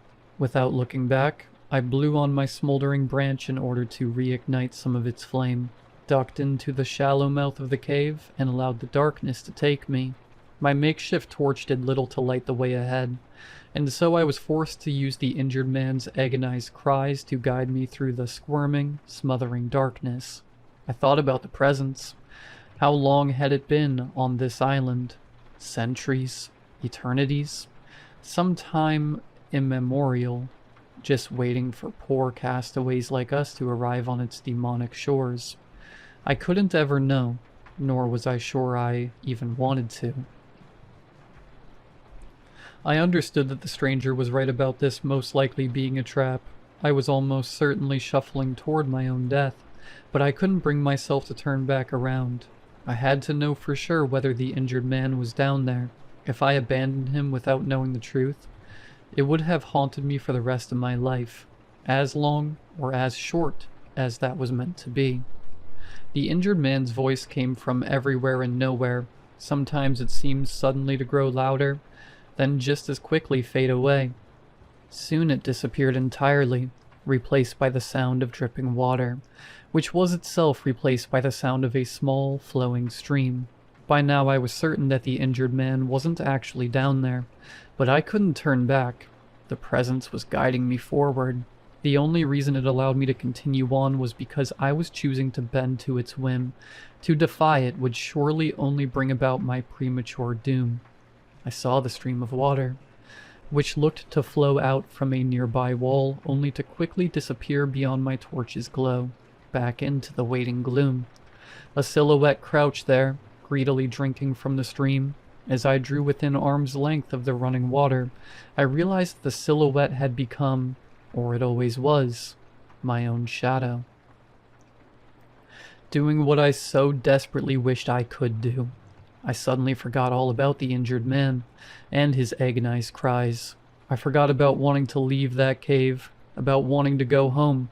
All I could focus on was the insatiable desire to quench my thirst. The cool, rushing water beckoned my parched lips, sang to my crumbling tongue like a siren. I leaned closer, answering its sweet call, until I could feel its racing chill right in front of my face. All I had to do was lean just a little bit farther. But then I stopped. Something inside of me, something small but mighty, told me that I couldn't drink that water. It told me that I needed to get as far away from that stream as I possibly could. Heeding this inner voice, I sat up, pulling my face away from the stream with great, almost insurmountable difficulty, only to have it shoved back down, directly into the rushing deluge. The torch fell from my grip as my face slammed into the earthen surface beneath the waiting water. I heard the nursing student's whispering voice in my ear, telling me to open my mouth, to suckle from the vitality of the stream.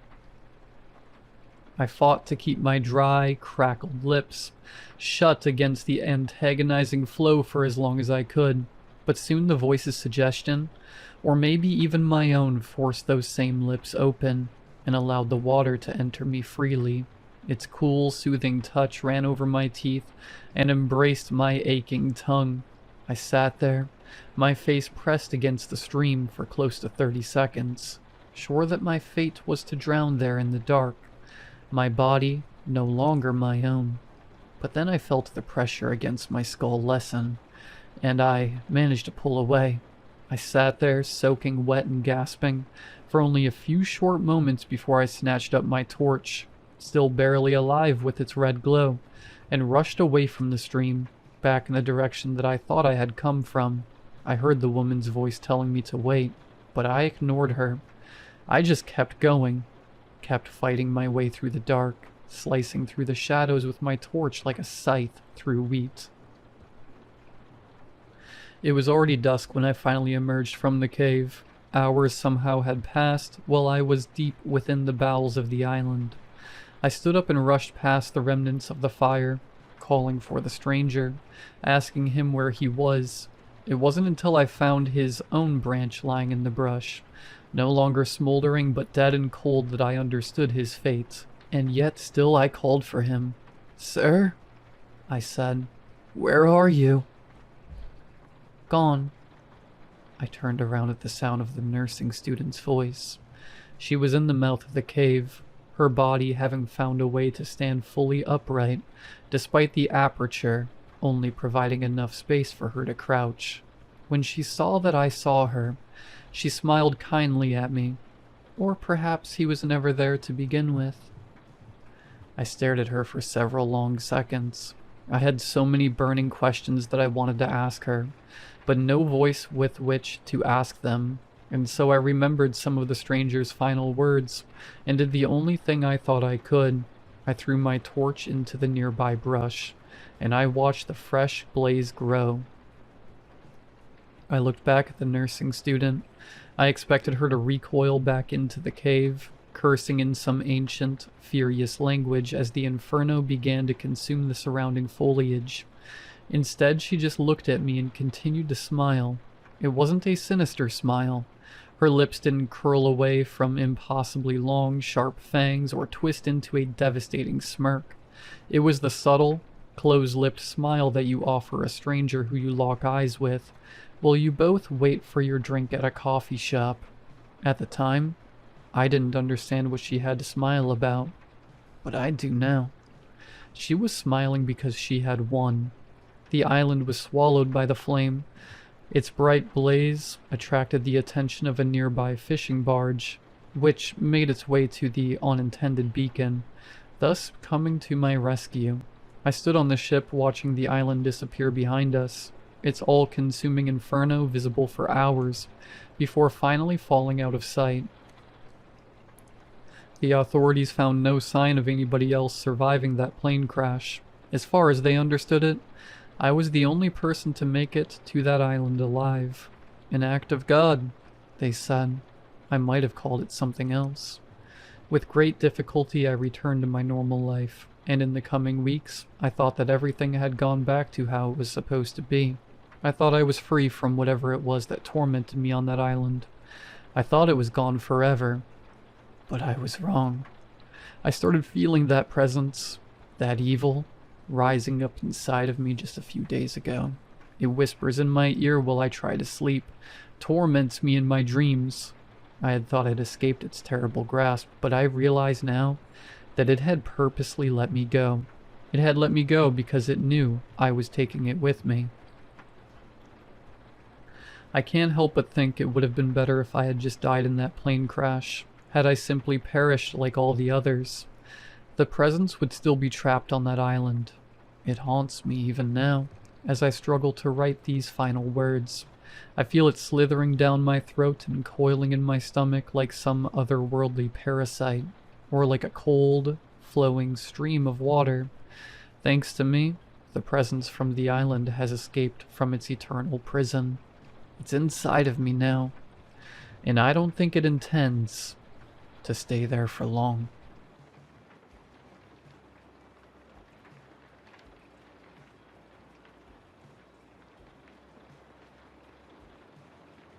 My name is Thomas. I'm 34.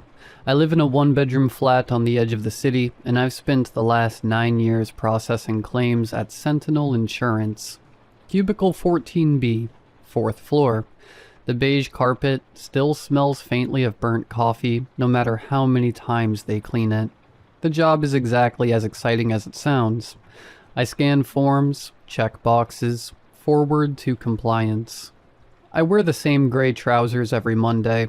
I eat the same limp ham sandwich at 12:13, even though the bread gets stuck to the roof of my mouth.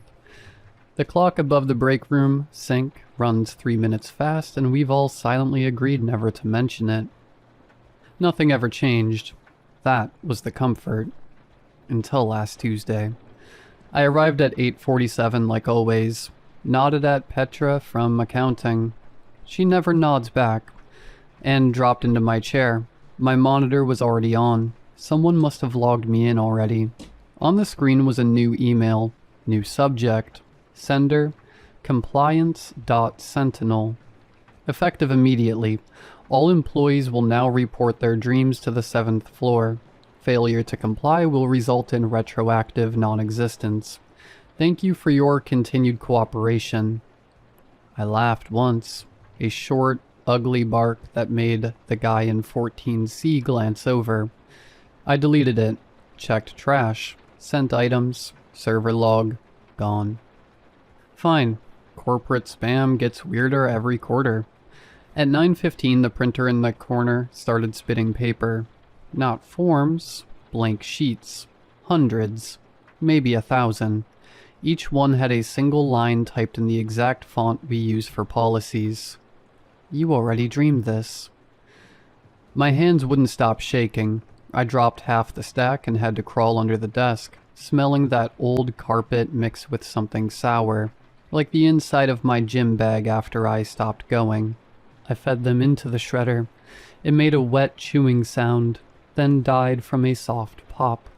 When I sat back down, the email was back. Subject now, Thomas L. Dream report due. I didn't tell anyone. What would I even say? The building is gaslighting me? Petra was staring at her screen with her usual dead expression, but her hands weren't moving, just resting there, like she'd forgotten fingers had a purpose.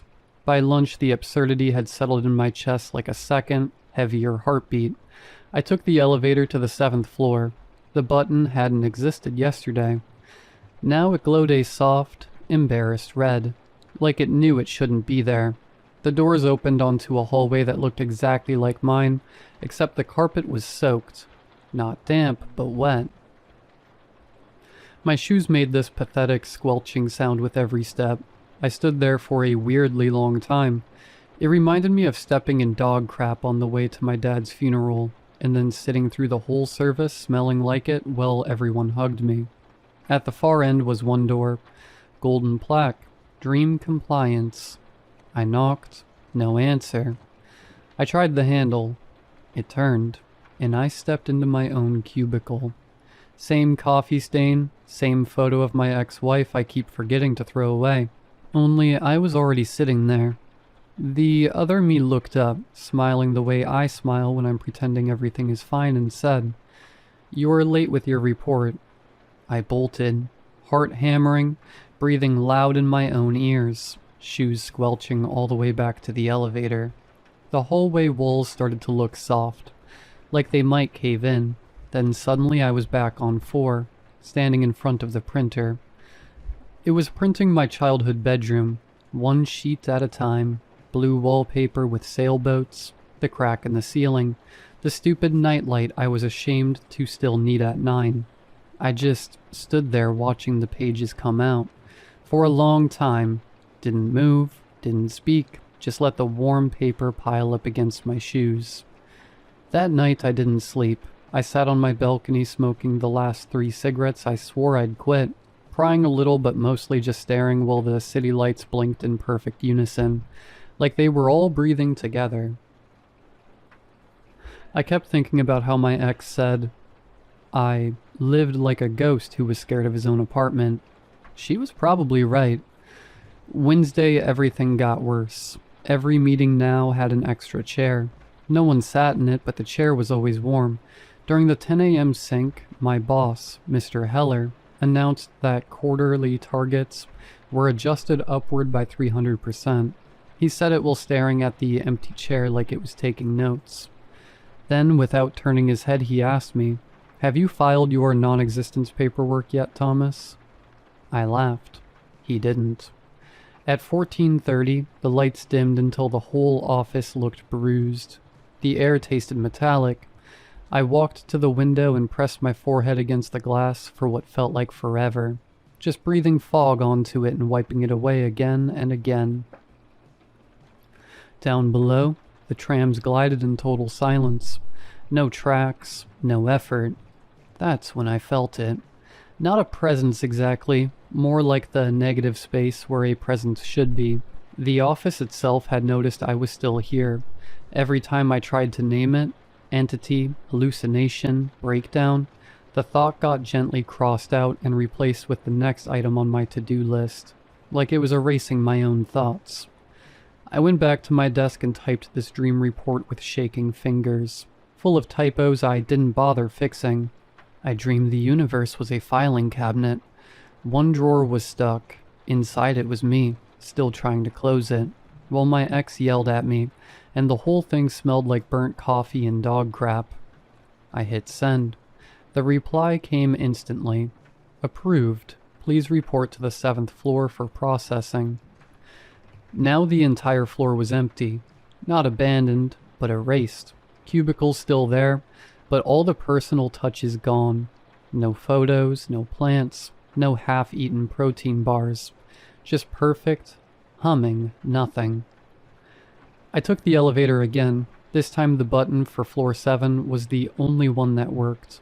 The door opened into my childhood bedroom, wallpaper and all. The crack in the ceiling had become a river of stars. The night light was a black sun that somehow still glowed. The other me was waiting on the bed. legs crossed, holding a single sheet of paper. "You're the last one," he said.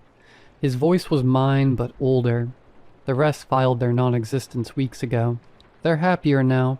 No more sandwiches, no more clocks. I sat down beside him. The mattress didn't sink. "What happens if I don't file?" I asked. He shrugged like it was normal. "Then you keep rolling. Forever. Conscious, aware. The only employee who still shows up." I looked at the paper in my hands. It was blank except for my signature. Already there. Already dry. Outside the window, somehow both my childhood window and the fourth-floor office window at once, the city kept breathing. Lights in perfect sync. Trams without tracks. I took the paper, folded it once, and put it in my pocket next to the cigarettes I no longer needed, and I walked out. The elevator is still going down. I can hear it humming. I haven't decided yet whether I'll get off on 4, or keep riding until the doors open onto whatever comes after non-existence. Either way, the report is filed. See you at the 10 a.m. sync.